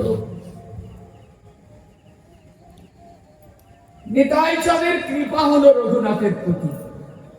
হ্যাঁ, এই জন্য বৃন্দাবন দাস ঠাকুর লিখেছেন, নিতাই ভজ, নিতাই ভজ, নিতাই ভজলে গৌর পাবে। যদি নিত্যানন্দকে ভজন না করো তো তুমি গৌর কোনোদিন পাবে না, গৌর পাবে না। নিতাই ভজলে গৌর পাবে। গৌর পেলে ব্রজে যাবে, ব্রজে গিয়ে রাধা কৃষ্ণ সেবা পাবে। তাহলে এই পানিহাটিতে রঘুনাথ সেবা করার পরে নিতাই চাঁদের কৃপা যখন পেল, তখন একদিন রঘুনাথ পালিয়ে চলে গেল। পথ দেখিয়ে দিল শ্রী গুরুদেব, এই পথে চলে যাও। যদুনন্দন গোস্বামী পথ দেখিয়ে দিলে, আর নিতাই চাঁদের কৃপায় আজ আর তাকে কেউ ধরতে পারল না। চলে গেল গম্ভীরায় মহাপ্রভুর কাছে। সেদিন মহাপ্রভু বলছেন, রঘুনাথ তুমি এসেছো, ঠাকুর এই তো কৃপা। নিতাই ভজন না করলে মহাপ্রভুকে পাবে না। এই জন্য নিতাই চাঁদের চরণে যেন কারুর কোন প্রকার অনীহা না থাকে। নিতাই ভজ, তাই আমরা নিতাই গৌরের জয়ধ্বনি করি নিতাই চাঁদকে। তারপর এলেন মহাপ্রভু, নিতাই গৌর হরিব। এবার গৌর সুন্দর রূপে কি এলেন? নিত্যানন্দ রূপে এলেন। সমস্ত অবতারের মিলন মূর্তি নিত্যানন্দ রূপে আজ আমি পেলাম। কেমন নিত্যানন্দ রূপে পেয়েছি সমস্ত অবতারের মিলন মূর্তি। হ্যাঁ, একটা 500 টাকার মধ্যে যেমন 10 টাকা, 5 টাকা, 20 টাকা, 50 টাকা, 100 টাকা ইত্যাদি থাকে, ওটা ভাঙালে এতগুলো পাওয়া যায়। তেমনি নিতাই চাঁদকে পেলে ওইটার মতো ওর মধ্যে সব পাওয়া যায়। হ্যাঁ, ওর মধ্যে সব পাওয়া যায়। সেই জন্য যারা বুদ্ধিমান ব্যক্তি ওই 10 টাকার নোট কুড়াতে যায় না, 50 টাকা কুড়াতে যায় না, সে 500 টাকাটা ধরে, মানে এটা পেয়েছি। সেই জন্য আমার মতো পাগল ছাগল লোক যারা, তারা ওই 10 টাকা 5 টাকা কুড়াতে যায় না, ওই 500 টাকার নোটটা আমার চাই, ওইটা হলো নিতাই চাঁদ, ওইটা ধরতে হবে। এই জন্য আমার সনাতন ধর্মের মানুষ যারা, তাদের প্রতি আমার বিশেষ নিবেদন যে 10 টাকা 5 টাকা কুড়িয়ে কতকাল কুড়িয়ে বেড়াবেন, তার থেকে একটা 500 টাকার নোট পেয়ে গেলেন, এইটাই ধরুন, ওইটাই হলো আমার নিতাই চাঁদ, ওইটা ধরুন। এই জন্য নিতাই ভজুন। আজকে আপনাদের বহু সৌভাগ্যের পরিণতি যে এখানে একটা নিতাই গৌর রাধা কৃষ্ণের সেবার একটা স্থান করেছে, বহু জন্মের স্বীকৃতির পরিণতি, এই জন্মের নয়, জন্ম জন্মের স্বীকৃতির পরিণতি। সব জায়গায় এই ধর্মের অনুষ্ঠান হয়ও না। আমি তো আসার সময় রাস্তায় দেখতে এলাম, আজকে কত জায়গায় শীতলা পুজো, কত জায়গায় কোন পুজো, কত কিছু শঙ্খ বাজাচ্ছে। আরে শঙ্খ বাজালে কি ভগবান এসে আছে তবে? হ্যাঁ, কি শঙ্কের কাজ? তাহলে তবে শঙ্খ 10টা কিনে নিতাম আর বাজাতাম বসে বসে। হ্যাঁ, ভগবত ধর্ম সম্পর্কে জ্ঞান, আর সেই জ্ঞানটা দিয়ে ভগবত ভজন করা, এটাই হলো মনুষ্য জন্মের সার্থক। হ্যাঁ, দেখুন, আপনারা হয়তো মনে করেন পদাবলী কীর্তন আনবো, অনেক টাকা দাম আছে। আমি যে এই পাঠ করতে এসেছি, আমার কিন্তু কোনো দাম নেই। হ্যাঁ, তাদের অনেক দাম। এমন এমন কীর্তনীয় আছে যাদের 2 লাখ টাকাও দিতে হয়। কেমন আছে আমার জানা আছে, আমার নামটা আমার বলবো না। 1 লাখ, 1.5 লাখ, 2 লাখ এরকম আছে। এমন এমন ভাগবত বক্তা আছে, আমরা সাধারণত দেখি উত্তরপ্রদেশে, হরিয়ানায়, রাজস্থানে, বিভিন্ন জায়গায় বড় বড় বক্তা আছে। তাদের আনতে গেলে 2 লাখ 5 লাখ টাকা খরচা করতে হয়। কিন্তু আমরা এই গ্রামে যারা একটু আধটু হরি কথা বলি, আমাদের কিন্তু কোনো দাম নেই। তো যাই হোক, মোটামুটি স্থান অনুসারে জগতের মূল্যায়ন। তো আপনি নাচ গান পদাবলী কীর্তন শুনবেন, কিন্তু ভগবত তত্ত্ব আপনি কিছু জানতে পারবেন না, ওই নাচ গানই দেখে যাবেন। কিন্তু তার মধ্যে আপনি ভগবত তত্ত্ব যে জিনিসটা, ভগবান কি জিনিস, এই কোন ভগবানের নাচ হচ্ছে, এই ভগবান আমাকে কি কল্যাণ করবে, সেগুলি আপনাকে বুঝিয়ে দিয়ে যাবে না। সেজন্যই শাস্ত্র। এই জন্য কীর্তনের কথা মহামতি বেদব্যাস উল্লেখ করেননি, তিনি ভাগবতের কথা উল্লেখ করে বলেছেন, হরিকথা শ্রবণং কীর্তনম আত্মানং ঘাস। হরিকথা শ্রবণ কীর্তন করো, হরিকথা, ভগবানের কথা শোনো, তবে তোমার আত্মার কল্যাণ হবে, নইলে আত্মার কল্যাণ হবে না। হ্যাঁ, আবার এই ধর্মটা এমন জিনিস যে আচরণ করে না, সে যদি 100 মাইল দিয়েও চিৎকার করে, জীবের কোন কল্যাণ হবে না। মহাপ্রভু নিজ মুখে বলেছেন, যুব ধর্ম প্রবর্তাই নাম সংকীর্তন, চারিভাব ভক্তি দিয়া নাচাবুভ, আপনি করিব ভক্ত ভাব অঙ্গীকারে, আপনি আচরি ধর্ম শেখাবো সবারে, আপনি না কইলে ধর্ম শেখানো না যায়, এই তো সিদ্ধান্ত গীতা ভাগবতের। যে আচরণ করে না, সে 100 কোটি ধর্মের উপদেশ দিলেও সে ধর্ম কারুর গায়ে লাগে না, কোন কল্যাণ হয় না। এই জন্য আচরণশীল বৈষ্ণবের দ্বারা হরিকথা শ্রবণই হলো আমাদের শাস্ত্রের একমাত্র বিধান। তো আমরা নিতাই চাঁদকে পেলাম। এইবার মহাপ্রভু এসেছেন কোথার থেকে? তিনি গোলক থেকে এসেছেন।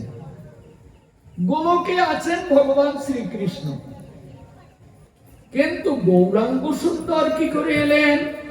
আমি যে শ্লোকের মধ্য দিয়ে শুনলাম, কৃষ্ণ বর্ণ তিসাহু কৃষ্ণ,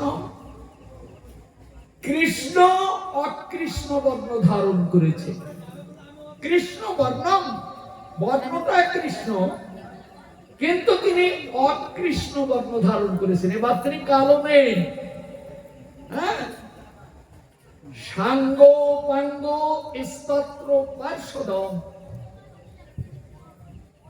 যত যুগের যত পরিকর আছে ভগবত ধামে পৌঁছিয়েছে তাদেরকে সব নামিয়ে নিয়ে এসে আজ কলিতে তিনি হরিনাম সংকীর্তন করছে। সাঙ্গ পাঙ্গ সব নামিয়ে নিয়ে এসে হরিনাম সংকীর্তন করছেন।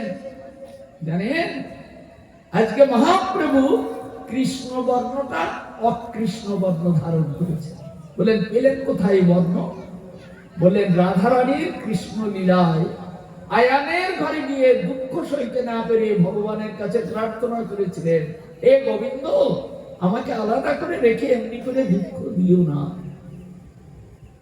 রাধারানীর মনের বাঞ্ছা পূর্ণ করবার জন্য আজকে কলির দুয়ারে ভগবান রাধাঙ্গ দিয়ে কৃষ্ণ অঙ্গ ডেকে আজ গৌরাঙ্গ সুন্দর রূপে নেমে এসেছেন আপনার দুয়ারে।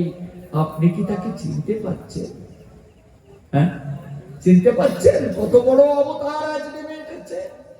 স্বয়ং ভগবান তিনি আজকে কৃষ্ণ অঙ্গ রাধাঙ্গ দিয়ে ঢেকে আজ গৌরাঙ্গ সুন্দর রূপে আপনার দুয়ারে নেমে এসেছে। নেমে এসে তিনি ভগবান সেজে বসে নেই, তিনি ভক্ত সেজে দাঁড়ে দাঁড়ে গিয়ে হরিনাম বিতরণ করছেন। দাঁড়ে দাঁড়ে গিয়ে হরিনাম বিতরণ করছেন। এমন ভগবান কিন্তু কোনোদিন হয়নি, কোনোদিন হবে না। এমন ভগবান কোনোদিন হয়নি। এমন ভগবান অন্যান্য যুগে নারায়ণ এসেছে, রামচন্দ্র এসেছে, বরাহ, কুর্ম, নৃসিংহ, বামন, মৎস্য, কত অবতার এসেছে, কিন্তু এমন গৌরাঙ্গ কোনোদিন আসেনি। হ্যাঁ, এমন গৌরাঙ্গ কোনোদিন আসেনি। স্বয়ং ভগবান আজ গৌরাঙ্গ স্বরূপে এসে দাঁড়িয়েছেন আপনার দুয়ারে। তাই আপনি গৌরাঙ্গ সুন্দরের জয়ধ্বনি করলে আপনার পূর্ণ ভগবান পূর্ণানন্দময় তাকে আপনি হৃদয় মন্দিরে ধারণ করতে পারবেন। এই জন্য আমরা প্রথমে বসেই বললাম নিতাই গৌর হরিব। দেখেছেন আজ কারা এসেছে? কারা এসেছে আজকে নিতাই গৌর রূপে? হ্যাঁ, সেই পূর্ণ ভগবান আজকে রাধারানী এবং গৌরাঙ্গ দুইজনে মিলে রাধারানীর মনের স্বাদ পূর্ণ করেছে। হ্যাঁ, আজকে আর অপূর্ণ নেই। শুনুন একটা দৃষ্টান্ত, ভালো করে ধ্যান দিয়ে শুনবেন, তাহলে বুঝতে পারবেন গৌর অবতারের গুরুত্ব কত। গৌর অবতারের গুরুত্ব কথা বলবেন না কেউ, চুপচাপ বসুন। এমনি শ্রোতা কম, এত কম শ্রোতায় আমার পাঠ হয় না। শ্রোতা কম, তারপরে একটু ধ্যান দিয়ে শুনুন কৃপা করে। তো আজকে তো কোনো সাধু বৈষ্ণব আমি মনে দেখতে পাচ্ছি।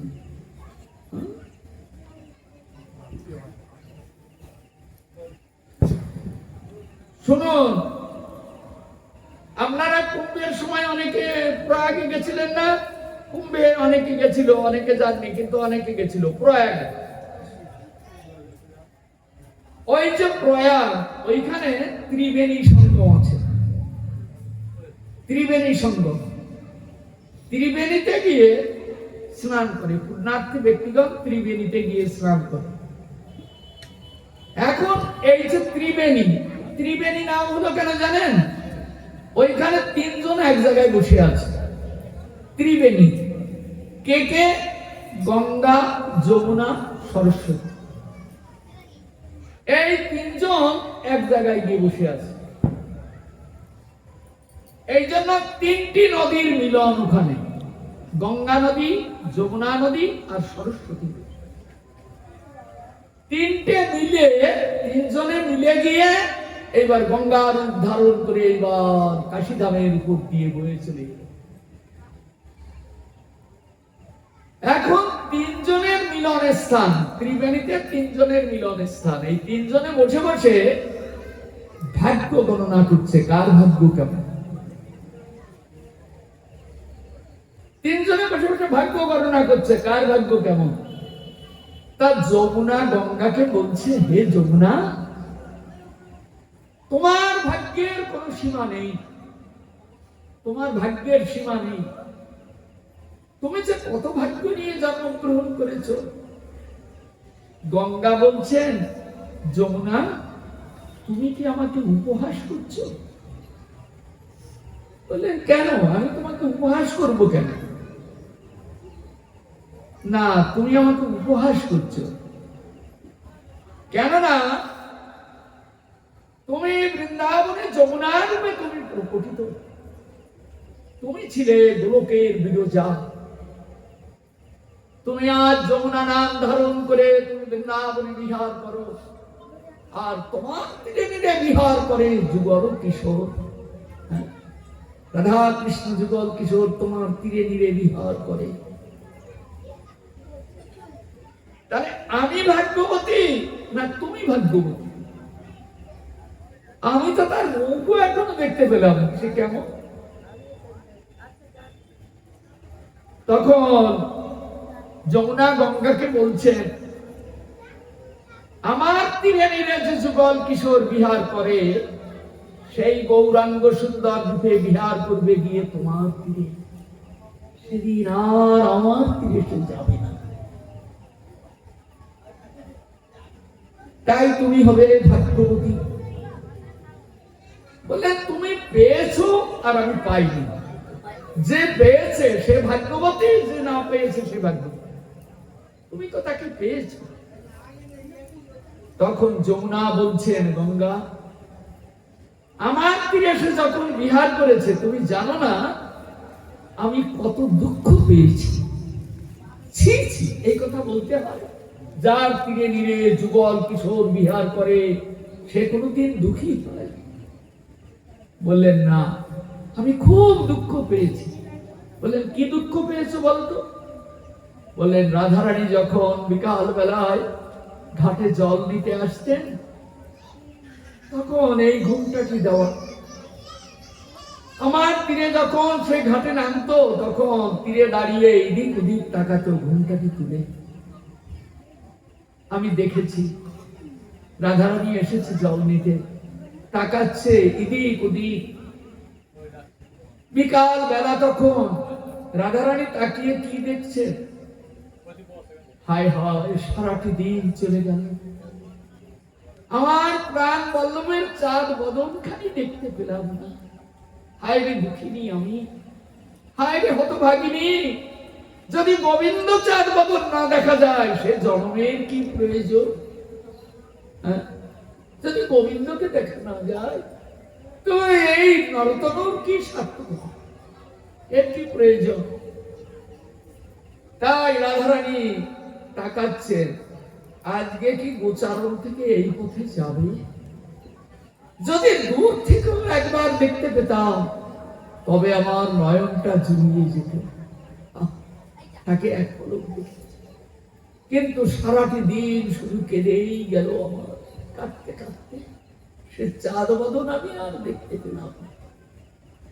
তাই আমি যমুনা স্বরূপে প্রবাহিনী হয়েও আমি দেখেছি রাধারানীর ওই চাঁদ বদনে অন্ধকার বিরাজ করছে, আর নয়ন দিয়ে অশ্রু ধারা ঝরে পড়ছে।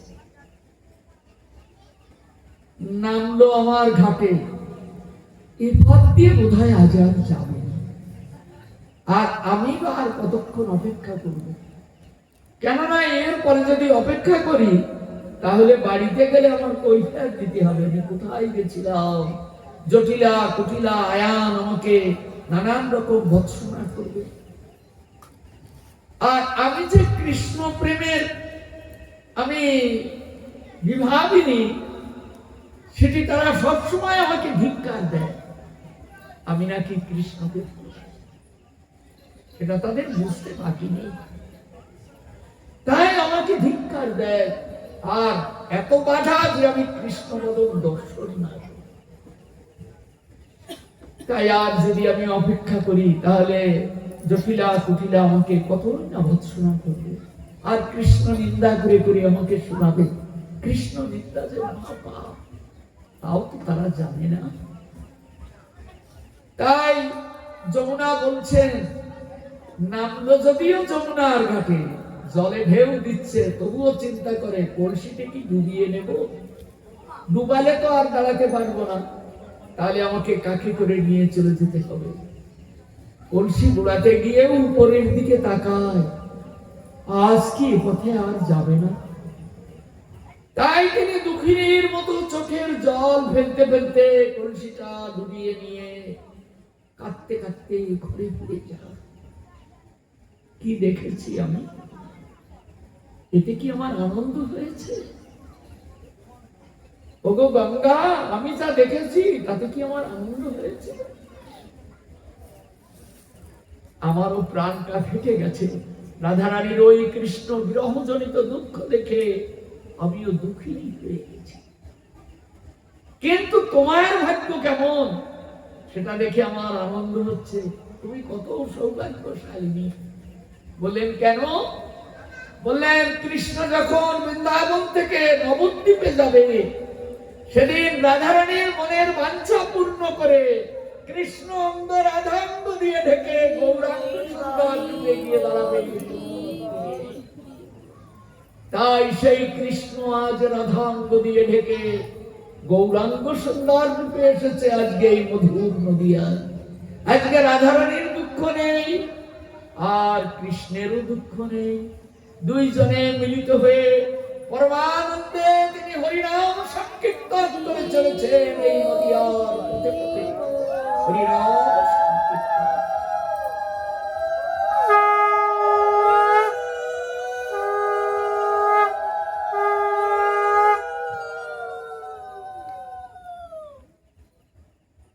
তাই তিনি কৃষ্ণ অঙ্গ ডেকে তিসা কৃষ্ণ, কৃষ্ণ অঙ্গ নেই আজ, অকৃষ্ণ বর্ণ ধারণ করেছে। সাঙ্গ পাঙ্গ স্তোত্র পার্শ্বদ সকলকে পরমানন্দ দান করবার জন্য সমস্ত পার্শ্বদ বৃন্দ নামিয়ে নিয়ে এসেছেন এই নদিয়ায়। সমস্ত পার্শ্বদ নামিয়ে নিয়ে এসেছেন। জানেন, যারা ব্রজের ললিতা, বিশাখা, সুচিত্রা, চম্পকলতা, রঙ্গদেবী, সুদেবী, তুঙ্গবিদ্যা, ইন্দুরেখা, তারাও আজ এই নদিয়ার বুকে এসে আজকে যিনি ললিতা সখী তিনি স্বরূপ দামোদর, যিনি বিশাখা সখী তিনি রায় রামানন্দ, এমনি করে সব নামিয়ে নিয়ে এসেছে। যিনি রূপমঞ্জরি তিনি রূপ গোস্বামীপাদ, যিনি লবঙ্গ মঞ্জরি তিনি সনাতন গোস্বামীপাদ, এমনি করে সব পার্শ্বদ বৃন্দ নামিয়ে নিয়ে এসেছে। গৌর গণেশ্বরে দেখুন অন্যান্য লীলার যত পার্শ্বদ সব নেমে এসেছে এই নদিয়ায়। নদিয়ায় হেন ধাম আপনি কোন জায়গায় শুনেননি, এমন সুন্দর ধাম, অথচ বাড়ির কাছে বলে আপনার প্রবৃত্তি হয় না নবদ্বীপে যাব কি, যাই ওই কেদার যাই, বদ্রীনারায়ণ যাই, এদিক যাই সেদিক যাই, কিন্তু নবদ্বীপের এমন মাধুরীমাময় নবদ্বীপ, সেটির প্রতি আকর্ষণ জাগে না। বৃন্দাবন দাস ঠাকুর লিখছেন, নবদ্বীপ হেন ধাম ত্রিভুবনে নাই, জহি অবতীর্ণ শ্রী চৈতন্য গোসাই। এই নবদ্বীপে মহান অবতার এই চৈতন্য গোসাই সে আপনার ভাগ্যাকাশে উদয় হয়েছে, বাঙালির ভাগ্যাকাশে উদয় হয়েছে। আজ এমন ভাগ্য বাঙালি পাবে, তাকে বুঝতে পেরেছে। আমরা পেয়েও তাতে অনুরাগ জাগলো না। এই জন্য আমাদের মতো দুঃখী জীব যেন জগতে না জন্মায়। এমন পেয়েও আমাদের অনুরাগ হলো না সেই বিগ্রহের উপর। তাই নিতাই গৌর নেমে এসেছে জগতের দিকে। এইবার দেখুন, প্রভু জগতের বুকে নেমে এসে মহাপ্রভু কত বাললীলা করেছেন, সেগুলি দিয়ে চৈতন্য ভাগবত ভরা। কিন্তু আমি আজকে সেসব আস্বাদনের মধ্যে ঢুকতে পারবো না। মহাপ্রভুর কিছু সংক্ষিপ্ত লীলার রসকে আমরা একটু আস্বাদন করি। মহাপ্রভু নিত্যানন্দ প্রভুর কিছু সংক্ষিপ্ত লীলা রস আমরা আস্বাদন। মহাপ্রভু যখন দিগ্বিজয়ী পণ্ডিতকে পরাজিত করে বিশ্বের সেরা পণ্ডিত রূপে ঘোষিত হলেন মহাপ্রভু। পাণ্ডিত্যের দরকার আছে, ভগবান নিজে পাণ্ডিত্য করেছেন। পাণ্ডিত্যের প্রয়োজন কি জানেন? বিদ্যা শিক্ষা না থাকলে তার শাস্ত্র অধ্যয়নে মনোযোগ হয় না, বাসে পড়তে পারে না, উপলব্ধি করতে পারে না। এই জন্য কিছু বিদ্যা শিক্ষার দরকার আছে। মহাপ্রভু যখন সার্বভৌম ভট্টাচার্য মহাপ্রভু যখন ওই দিগ্বিজয়ী পণ্ডিত কেশব কাশ্মীরিকে পরাজিত করলেন, তখন নবদ্বীপে মহাপ্রভুর একেবারে পাণ্ডিত্যের একেবারে ঢল নামলো। মহাপ্রভুর উপরে বড় পণ্ডিত আর কি। তখন মহাপ্রভু কি করলেন, একবার পূর্ববঙ্গে গেলেন। পূর্ববঙ্গে কোথায় গেলেন? পদ্মার তীরে পূর্ববঙ্গে গেলেন মহাপ্রভু।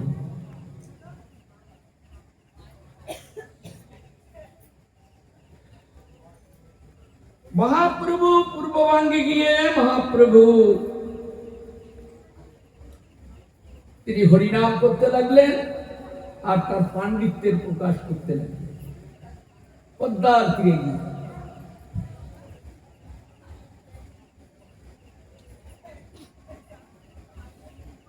কলিযুগে ধর্ম হয়, বৃন্দাবন দাস ঠাকুর চৈতন্য ভাগবতে লিখছেন, কলিযুগে ধর্ম হয় নাম সংকীর্তন, চারি যুগে চারি ধর্ম জীবের কারণ। সত্য যুগের ধর্ম কিন্তু ত্রেতায় চলে না। সত্য যুগের ধর্ম সত্য যুগে, ত্রেতার ধর্ম ত্রেতায়, দাপরের ধর্ম দাপরে, কলির ধর্ম কলিযুগে। এই কলিযুগে আপনি সত্য যুগের ধর্ম আচরণ করলে আপনাকে এই যুগে পার হতে হবে না, পার হবেন না। এই জন্য কলির ধর্মটা আপনাকে জানতে হবে। কলিযুগে ধর্ম কি, এই দেখুন এখানে বর্ণনা করছেন, কলিযুগে ধর্ম হয় নাম সংকীর্তন, চারি যুগে চারি ধর্ম জীবের কারণ। চার যুগে চারটি ধর্ম আলাদা আলাদা, এক যুগের ধর্ম আর এক যুগে চলবে না। হ্যাঁ, এই যুগে কলিযুগে ধর্মই হলো নাম সংকীর্তন। আপনি নাম সংকীর্তন করুন।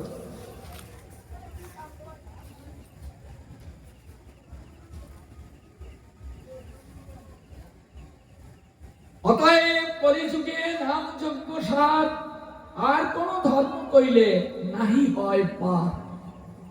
বাংলা বারে বৃন্দাবন দাস ঠাকুর লিখছেন, ভালো করে কথাটা আবার মনের কাছে গেঁথে নিন। কলিযুগে নাম যজ্ঞ সার, নাম যজ্ঞ, নাম করলেই কিন্তু যজ্ঞ হয় না, নাম যজ্ঞটা আলাদা জিনিস।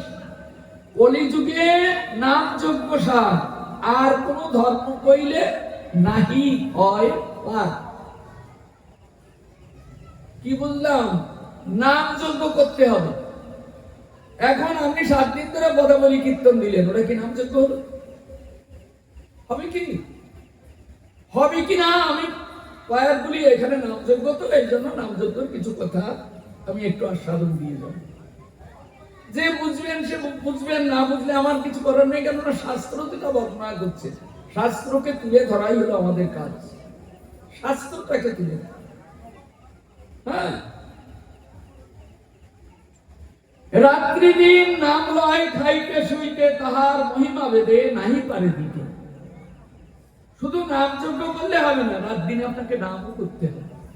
কলিযুগের ধর্মটাই হলো নাম করা। এই কলিযুগে যদি কেউ ধর্মকর্ম করতে চান, তাহলে তার ধর্ম হলো কলিযুগে আপনাকে নাম করতে হবে। শুনুন, আপনি কিভাবে নাম করবেন? অনেকে মনে করে কি এই করে হাতে তালি দিয়ে একটু নাম করছি, এতে আমার নাম হয়ে যাবে, কিন্তু তা হবে না। আশ্রয় করিয়া ভজে, তারে কৃষ্ণ নাহি তেজে, আর সব মরে অকারণ। কথাগুলি ভালো করে বুঝে নিন। এই কথাগুলি বুঝেই তো অন্য দেশের লোকেরা, যারা ইহুদি, খ্রিস্টান, বৌদ্ধ, জৈন, তারা আজকে ভারতবর্ষে এসেছে। এমনকি মুসলমান, তারা আজকে ভারতবর্ষে এসে ওই দেখুন হাতে হরিনামের ছোলা, হাতে, আপনার হাতে নেই, তাদের হাতে হরিনামের ছোলা। কি দেখছেন? তারা বুঝলো কি করে? মহাপ্রভু তো নদিয়ায় এসেছে, এই বাঙালির ঠাকুর, তারা তো ইহুদি, খ্রিস্টান, বৌদ্ধ, জৈন, মুসলমান, তারা আজকে মহাপ্রভুর ধর্ম প্রতিপালন করছেন। আর আপনি মহাপ্রভুর ধর্ম জন্মগ্রহণ করে মহাপ্রভু সম্পর্কে কিছু জানতেই পারলেন, তাহলে কি আপনি উদ্ধার হতে পারবেন? দুঃখ তো চিরদিন দুঃখই থেকে যাবে। এই জন্য যদি এই সংসার পারে যেতে হয় আপনাকে, তাহলে আপনাকে ধর্ম প্রতিপালন করতে হবে। ধর্মটাকে আপনার প্রতিপালন করতেই হবে। এই জন্য কি বলছেন, আশ্রয় করিয়া ভজে, আপনাকে হরি ভজন করতে হবে, হরি ভজন করতে হবে। আপনি নামাশ্রিত কোন শুদ্ধ সম্পন্ন গুরুদেব, তার কাছ থেকে আপনার হরিনামটা নিয়ে আপনাকে ভজন করতে হবে। আশ্রয় করিয়া ভজে তারে কৃষ্ণ নাহি কাজে, তাকে কৃষ্ণ পরিত্যাগ করবেন না, এই জন্য নামের আশ্রয় করে ভজন করছে। আর সব পরে অকারণ। আমি আর কি বুঝাবো, বাংলা কথা লিখেছেন বৃন্দাবন দাস ঠাকুর, আর সব মরে অকারণ। তাহলে নাম আশ্রয় না করলে, নাম করলেও নামে ফল লাভ হবে না। এই জন্য আশ্রয় করে আপনাকে ভজন করতে হবে। যিনি নাম নিয়ে এসেছেন তিনি বলে দিয়ে যাচ্ছেন, নামটা যার দখলে, যিনি নিয়ে এসেছেন তিনি আপনাকে বলছেন এইভাবে নাম করতে হবে। তাহলে নামের আশ্রয় করতে হবে। আপনি এখন একটু আগে আমরা আস্বাদন করলাম, কলিযুগে নাম যজ্ঞ সার, আর কোন ধর্ম কইলে নাহি হয় পার। তাহলে কলিযুগে আপনাকে নাম যজ্ঞ করতে হবে।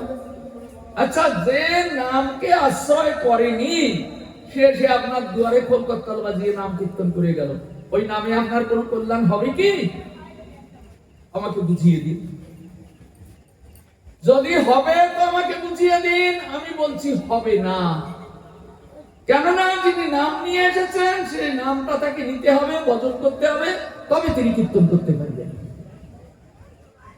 তাহলে আপনি কি এমন কীর্তনিয়া পেয়েছেন যে আপনি নামযজ্ঞ করবেন? প্রায় তো বড় বড় দল দেখা যাচ্ছে, নাচছে গাচ্ছে কীর্তন করছে, আপনার কাছ থেকে পয়সা নিচ্ছে, বাড়িতে গিয়ে ব্যাগেরটা নিয়ে মাছের বাজারে যাচ্ছে। এই জন্য এইগুলি আমাদের বুঝবার দরকার আছে। এইগুলি গৌড়ীয় মঠ বুঝাচ্ছে, ইস্কন বুঝাচ্ছে, আমরা যারা বৃন্দাবনের আশ্রিত তারা আমরা বুঝাচ্ছি। আপনারা যদি না বুঝতে পারেন আমাদের বলার কিছু নেই। তারা পরিষ্কার বলছে, যারা সদাচারী না তাদের কাছ থেকে কোনো কিছু নিলে কোনো ফল লাভ হয় না। আপনি তাদেরকে কিনে আনছেন, কিনে এনে গ্রামের পয়সাগুলো নষ্ট করছেন আর তাদের দিয়ে দিচ্ছেন, কিন্তু গ্রামে কোনো ফল হচ্ছে না, একটা লোকও ভক্ত হচ্ছে না। ভক্ত হচ্ছে না। এই জন্য নিয়মকে আপনার গ্রহণ করতে হবে, নিয়মকে মানতে হবে। দেখুন, আমি হয়তো আপনাদের দুয়ারে রোজ রোজ আসতে পারবো না, আজকে এলাম, এরপরে আসতে পারবো কিনা তাও জানি না। তবে এখানে হচ্ছে আমার সম্বন্ধযুক্ত কিছু লোক আছে, তাই আমি তাদেরকে উদ্দেশ্য করেই আমি বলছি, দেখুন বৃথা পয়সা নষ্ট করে কোনো লাভ নেই। যেটা কাজে না লাগে সেইটা খরচা করলাম, লোকের ক্ষতি করলাম, তাতে তো ধর্মের কিছু প্রগাঢ়তা বা উদ্দীপনা তো তার মধ্যে থেকে দেখবে না। এই জন্য যারা আশ্রিত ব্যক্তি নামের আশ্রয় গ্রহণ করেছেন, যারা সদাচারী, তাদের দিয়ে নাম করাতে হবে। দেখুন, একটু পরে অধিবাস কীর্তন হবে, তখন মহাপ্রভু সীতা ঠাকুরানীকে বলছেন, কীর্তনগুলো ভালো করে খেয়াল করে শুনবেন। মহাপ্রভু বলছেন, বৈষ্ণব করহ আমন্ত্রণে, নইলে যোগ্য হবে না। বৈষ্ণব করহ আমন্ত্রণে। গলায় নেই তুলসীর মালা, নেই তিলক, নেই মন্ত্রের দীক্ষা, নেই হরিনামের ঝোলা, তুমি বৈষ্ণব খুঁজে গেছো? বৈষ্ণব বলছেন বৈষ্ণব করহ আমন্ত্রণে। এই জন্য বৈষ্ণব লাগবে। অন্য যুগে যেমন পূজা পার্বণ যজ্ঞের জন্য ব্রাহ্মণ লেগেছে, কলির জীবের উদ্ধারের জন্য তেমনি বৈষ্ণবের প্রয়োজন। বৈষ্ণব ছাড়া হবে না। তাই গৌর হরিবল হরিবল। তুমি ব্রাহ্মণ হলে কি হয়, তোমাকে বৈষ্ণব হতে হবে। মুচি হয়ে শুচি হয় যদি কৃষ্ণ ভজে, শুচি হয়ে মুচি হয় যদি কৃষ্ণ দেখে। কৃষ্ণ ভজন করতে হবে। ভজ গোবিন্দ, গোবিন্দকে ভজন করতে হবে। গোবিন্দকে ভজন না করলে কেউ বৈষ্ণব হতে পারবে না। গোবিন্দ ভজন করতে হবে। তবে তুমি বৈষ্ণব। হ্যাঁ, সেই গোবিন্দ আজকে এই নিত্যানন্দ প্রভু রূপে তার এক কায়া, আর গৌরাঙ্গ সুন্দর রূপে এক কায়া। শুধু এই দুটি বিগ্রহকে আপনার স্মরণ করতে নিতাই গৌ।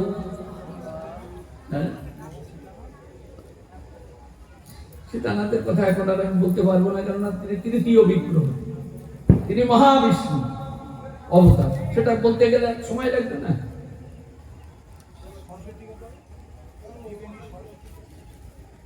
ত্রিবেণী সরস্বতী তো এই তো দুইজনে কথাবার্তা বললো, তো গৌরাঙ্গ সুন্দরকে শ্রেষ্ঠত্ব প্রমাণ করলো যমুনা, আর ভাগ্যবতী বলল গঙ্গাকে। সরস্বতী তলা দিয়ে চলে গেছে। গঙ্গা আর যমুনা দুইজনে মিলিত হয়ে গঙ্গা নাম ধারণ করে, একদিকে গঙ্গা একদিকে যমুনা। পশ্চিম দিকে যমুনা বইছে, পূর্ব দিকে গঙ্গা বইছে। এখনো নবদ্বীপে গেলে দেখা যায় চুনি নদী বলে একটা নদী, নীল জল বইছে, ওটা চুনি নদী নয়, ওটাই যমুনার প্রবাহ। গঙ্গার সঙ্গে মিলন চাইছিল, তাই ওই চুনি নদী নাম দিয়েছে, কিন্তু ওটা যমুনা। যমুনা এসে গঙ্গার সঙ্গে নীল জল বয়ে আসছে। ওই দুটো যখন মিলেছে, এক জায়গায় গিয়ে দেখবে একদিকে সাদা জল, একদিকে নীল জল। এই যে নবদ্বীপে গঙ্গা, এখানে বহু তীর্থের মিলন, এমনকি সমুদ্রগড়, ওই যে সমুদ্রগড় বলে, ওইখানে সমুদ্র এসে মিলিত হয়েছে। এ বহু কথা বলুন, এ অনেক কথা, আমি একসঙ্গে এত কথা তো আর বলা যায় না। হ্যাঁ, জগতের যত তীর্থের আগমন ইত্যাদি, এগুলো তো সব একসঙ্গে বলা যায় না। তো এই দেখুন, অতএব গৃহে তুমি কৃষ্ণ ভজ গিয়া, খুঁটিনাটি পরিপাটি একান্ত করিয়া। এই যে কথাগুলি, এই কথাগুলি তপন মিশ্রকে মহাপ্রভু বলেছিল। তপন মিশ্র তিনি সাধ্য সাধন তত্ত্ব জানবার জন্য খুব চিন্তান্বিত ছিলেন। সাধ্য সাধন মানে কি প্রকারে আমি সাধ্য বস্তু লাভ করতে পারি। সাধ্য বস্তু কি? সাধ্য বস্তু হলো ভগবান। ভগবানকে পাওয়ার জন্য যে ক্রিয়াকর্মাদি আছে তার নাম হলো সাধন। এই সাধ্য আর সাধন, এই তত্ত্ব চিন্তা করতে লাগে। কি সাধ্য বস্তু পেতে গেলে কোন সাধন করতে হবে, সাধনের চিন্তা করতে লাগলে। কিন্তু কেউ তাকে বলতে পারলো না কলিযুগে সাধ্য এবং সাধনটা কি। তপন মিশ্র তখন চিন্তায় আরো বিভোর হলেন। একদিন রাত্রিতে কে স্বপ্নে এসে দাঁড়িয়ে বলছে, তপন তুমি সাধ্য সাধন তত্ত্ব জানতে ইচ্ছা করো? স্বপ্নের মধ্যে বলছে কে এসে দাঁড়িয়ে, তোমাকে কেউ বলতে পারবে না, তুমি শুধু ঘুরছো। এই সাধ্য সাধন তত্ত্ব বলতে পারে, তুমি পূর্ববঙ্গে চলে যাও। পূর্ববঙ্গে দেখো গিয়ে পদ্মার তীরে এক সুপুরুষ কাঞ্চন মূরতি বিরাট পণ্ডিত, তার নাম নিমাই পণ্ডিত। তুমি তার পাশে যাও, সে তোমাকে দেখিয়ে দেবে সাধ্য সাধন তত্ত্বের পথ। স্বপ্ন দেখে, ভোর রাত্রিতে স্বপ্ন দেখে উঠে চিন্তা করছে, তাই আমি আজকেই যাব। চলে গেছে পূর্ববঙ্গে সেই পদ্মার তীরে। দেখছে গিয়ে মহাপ্রভু হাজার হাজার লোক তাদেরকে পড়াচ্ছে আর উপদেশ করছে। হ্যাঁ, উপদেশ করছে। তপন মিশ্র গিয়ে তার চরণে প্রণাম করছে, গিয়ে দণ্ডবত প্রণাম। তখন প্রভু বলছেন, তুমি কে? বলেন, এইরকম আমি তো কৃষ্ণ তপন। কেন এসেছো? প্রভু, আমি রাত্রিতে স্বপ্ন দেখেছি, আমি সাধ্য সাধন তত্ত্ব জানতে চাই, কেউ আমাকে বলতে পারলো না, তাই তুমি আমাকে পথ দেখাও। আমি স্বপ্ন পেয়েছি, তুমি বলো প্রভু। তখন মহাপ্রভু তপন মিশ্রকে নিভৃতে ডেকে নিয়ে এই সাধ্য সাধন তত্ত্বের পথ দেখাচ্ছে। কোনটা সাধ্য বস্তু? সাধ্য বস্তু পাওয়ার জন্য সাধনটা কি? তখন বলছেন, সাধ্য সাধন তত্ত্ব যে কিছু সকল, হরিনাম সংকীর্তনে মিলিবে সকল। এই যে সাধ্য সাধন তত্ত্ব যদি তুমি জানতে চাও, তাহলে এই কলিযুগে তোমাকে হরিনাম করতে হবে। হরিনাম, হরিনাম যারা করে না তারা এই সাধ্য সাধন তত্ত্ব কোনদিন জানতে পারবে না। মহাপ্রভু সাক্ষাৎ নির্দেশ করেছেন। তাহলে কি হরিনাম করার দরকার আছে? হ্যাঁ, হরিনাম করতে হবে। কলিযুগে ধর্মই হলো হরিনাম। এই জন্য বিদেশিরা এসে জেনেছে যে হরিনাম করে তারা পার লাগাচ্ছে, আর আমরা এই দেশে জন্মগ্রহণ করে হাহাকার করছি, কোথায় যাব, সাধ্য সাধন তত্ত্ব। তারপরে মহাপ্রভু বলছেন, তোমার বিশ্বাস হচ্ছে না? তবে আমি দৃঢ় করে বলছি, হরেন নাম হরেন নাম হরেন নামৈব কেবলম কলম নাস্তেব নাস্তেব গতিরন্যতা। এই হরিনাম হলো কলির জীবের একমাত্র গতি। কেবলম, অন্যদিকে যাবে কিচ্ছু হবে না। কেবলম মানে একমাত্র গতি। হরেন নাম হরেন নাম হরেন নামৈব কেবলম কলৌ নাস্তেব নাস্তেব নাস্তেব গতিরন্যথা। অন্যদিকে গেলে কোনো গতি হবে না। এই জন্য যত ধর্ম কর্ম করো না কেন, যদি হরিনাম না করো তাহলে তোমার কোনো গতি হবে না। বুঝুন, একটু ভালো করে বুঝুন। কত লোকে কত উপদেশ করছে, কত ধর্ম দেখাচ্ছে, কিন্তু হরিনাম না করলে কোনো গতি হবে না। হরিনাম করতেই হবে। কলেও নাস্তেব নাস্তেব গতিরন্যথা, মানে ত্রিসত্যে অঙ্গীকার করে বলছেন হরিনাম ছাড়া কোনো গতি নাই নাই নাই।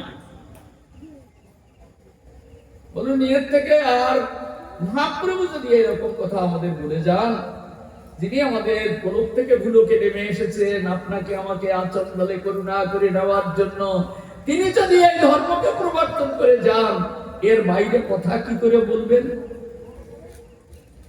হ্যাঁ, এই জন্য হরিনাম আপনাকে করতেই হবে। কোন হরিনাম করবেন? হরে কৃষ্ণ কৃষ্ণ কৃষ্ণ হরে হরে, হরে রাম রাম রাম হরে।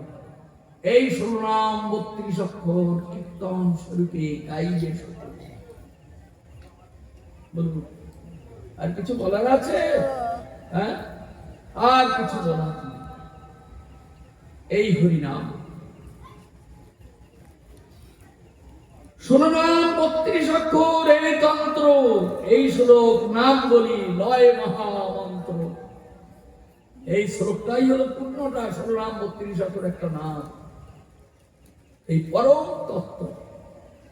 এই জন্য এই নামযজ্ঞ আপনাকে করতে হবে। তাই আপনারা সেই নামযজ্ঞ করবেন ঠিকই, আমার তো শুনলেই আনন্দ হয়, অমুক জায়গায় নামযজ্ঞ হবে, কিন্তু তার যোগ্য সেবক চাই, যোগ্য কীর্তনীয় চাই। হ্যাঁ, যোগ্য সেবকও চাই আর যোগ্য কীর্তনীয় চাই।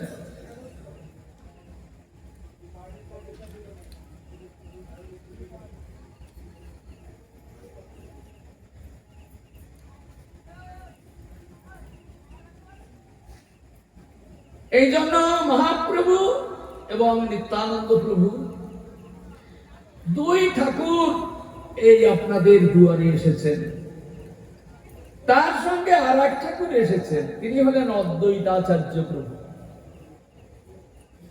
এই 3 ঠাকুর মোর গৌড়িয়ার নাথ।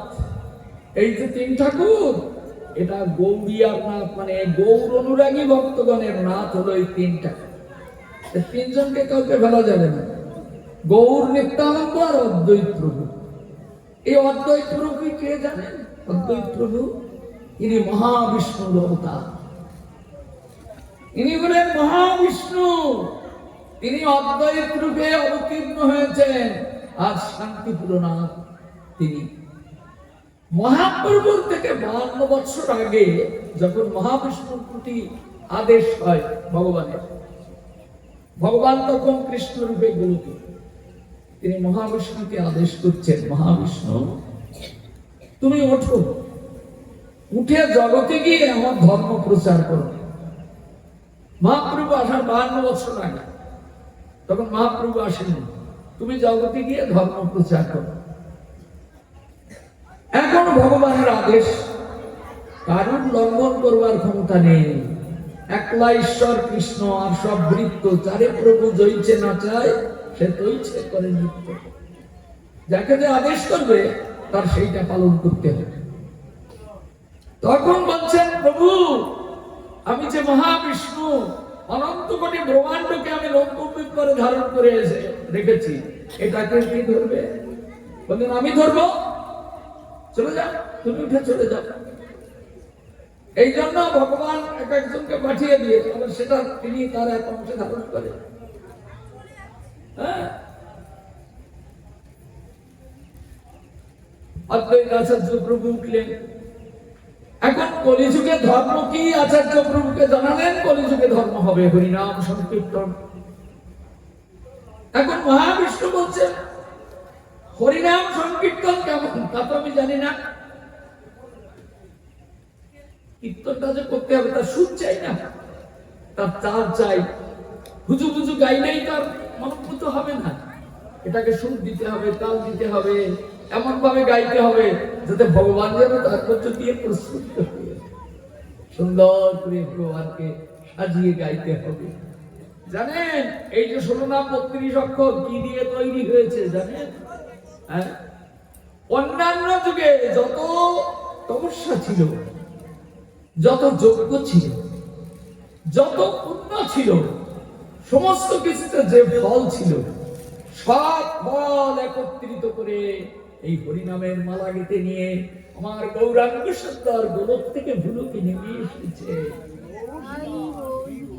সমস্ত পুণ্যের মূর্তিমন্ত একটি মালা এই হরিনাম সংকীর্তন। এই হরিনাম সংকীর্তন করলে জগতে যত পুণ্য আছে, এই হরিনাম সংকীর্তন করে আপনি সমস্ত পুণ্য লাভ করতে পারবেন।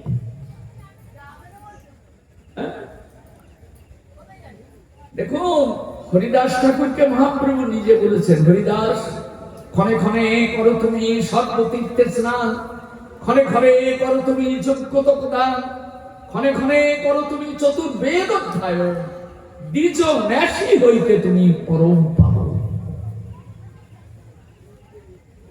হরিদাস ঠাকুর 3 লক্ষ নাম করতেন, তিনি কোন জায়গায় তীর্থ করতে যাননি, তিনি কোনোদিন কোনো যজ্ঞ করেননি, তিনি কোনোদিন কিছু জগতে দান করার মতো তার কোনো সম্পত্তি ছিল না। তবুও মহাপ্রভু নিজে বলছেন ক্ষণে ক্ষণে করো তুমি সর্বতীর্থে স্নান। আরে পৃথিবীর কত জায়গায় কত তীর্থ, হরিদাস ঠাকুর তো হরিনাম করে, বলে এই হরিনামের মধ্যে তীর্থের সমস্ত ফল বিরাজমান আছে। তুমি হরিনাম করো, সমস্ত তীর্থে পৃথিবীর স্নান করে এটা যে ফল হবে, এক হরিনামে তোমাকে সেই ফল দেবে। ক্ষণে ক্ষণে করো তুমি সর্বতীর্থে স্নান, ক্ষণে ক্ষণে করো তুমি যজ্ঞ তপদান, যজ্ঞে যত ফল আছে এই হরিনামের মধ্যে সেই পূর্ণ ফল বিরাজমান। তপস্যায় যে ফল আছে, ঋষিরা কত তপস্যা করেছে, সেই তপস্যার ফল আছে এই হরিনামের মধ্যে। হ্যাঁ, দানে যত ফল আছে সমস্ত ফল আছে এই হরিনামের মধ্যে। যজ্ঞ তপদান, ক্ষণে ক্ষণে করো তুমি চতুর্বেদ অধ্যায়ন, ঋক সাম যজু অথর্ব 4 বেদ অধ্যয়ন করলে যে পুণ্য লাভ করা যায়, হরিনাম সংকীর্তনের মধ্যে সেই পুণ্য বিরাজমান আছে। ক্ষণে ক্ষণে করো তুমি চতুর্বেদ অধ্যায়ন, দ্বিজ ন্যাসী হইতে, তোমাকে কি ব্রাহ্মণের সঙ্গে তুলনা করব, তোমাকে কি সন্ন্যাসীর সঙ্গে তুলনা করব?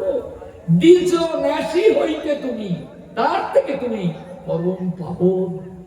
তুমি জগৎকে উদ্ধার করবার জন্যই তোমার আবির্ভাব, দ্বিজ ন্যাসী হইতে তুমি পরম পাবন।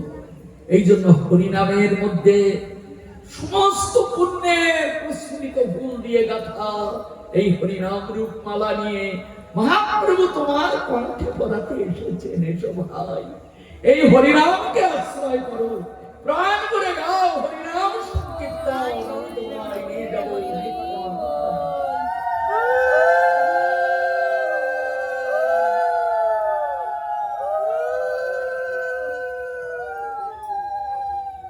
এই হরিনাম করার জন্য মহাবিষ্ণুকে তুলে দিয়েছেন। মহাপ্রভু আসার 52 বছর আগে সে উঠে আসছে, আমি তো হরিনাম তাল দিয়ে গাইতে পারি না, এতদিন আমি যজ্ঞ করেছি, ধ্যান করেছি, তপস্যা করেছি, এগুলি করেছি, হরিনাম তো করতে পারি না।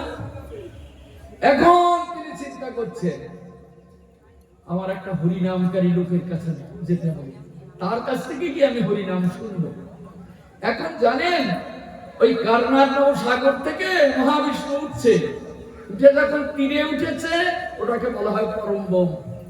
ওই পরম বোমে এক বাবা ভোলানাথ ছিলেন, তিনি নিচে গিয়ে হরিনাম করছেন।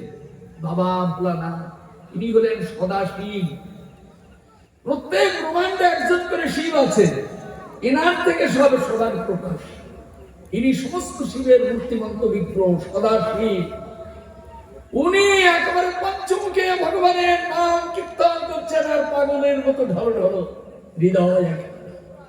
ওই মহাবিষ্ণু গিয়ে কি করে চোখে জড়িয়ে ধরেছে, এই ইনার কাছে গেলে আমি হরিনাম শিখতে পারবো আর আমি জগতের দিকে গিয়ে হরিনাম করতে পারবো, প্রভুর নির্দেশ পালন হবে। ওকে যখন জড়িয়ে ধরেছে তখন মহাবিষ্ণুর আকর্ষণ, বাবা ভোলানাথ আর মহাবিষ্ণু দুইজনে একত্রিত হয়ে গেছে, দুইজনে এক হয়ে গেছে।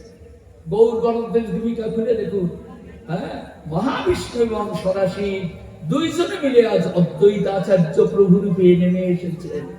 সেই দুইয়ের মিলন মূর্তি আজ এই অদ্বৈত আচার্য প্রভু আমাদের দুয়ারে এসে উপস্থিত হয়েছেন। তিনি শান্তিপূর্ণনাথ। এই জন্য পঞ্চরত্নের ছবির মধ্যে এই তিনজন, নিতাই গৌর সীতানাথ, এই তিন ঠাকুর মোর গৌরিয়ার নাথ।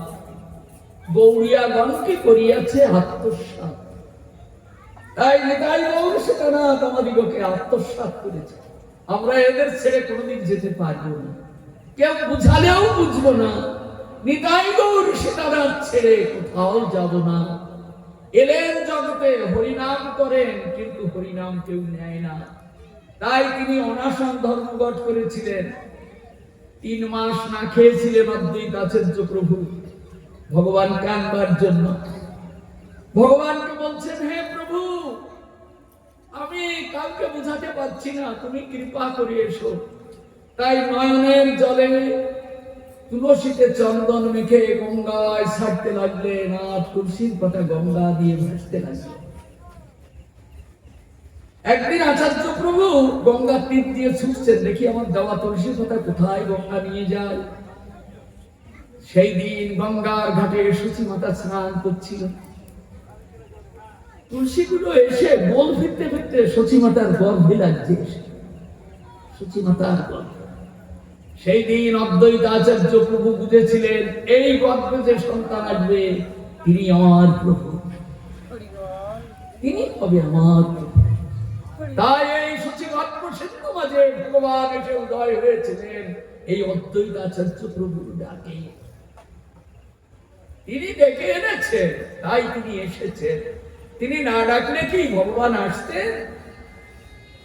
এই জন্য সীতানাথ আমাদের দুয়ারে একজন পরম প্রিয় ভগবান, তুমি তাকে ডেকে এনেছো। অনাসরে নয়নের জলে কেঁদে কেঁদে ডেকে ডেকে তাকে তুমি এনেছো।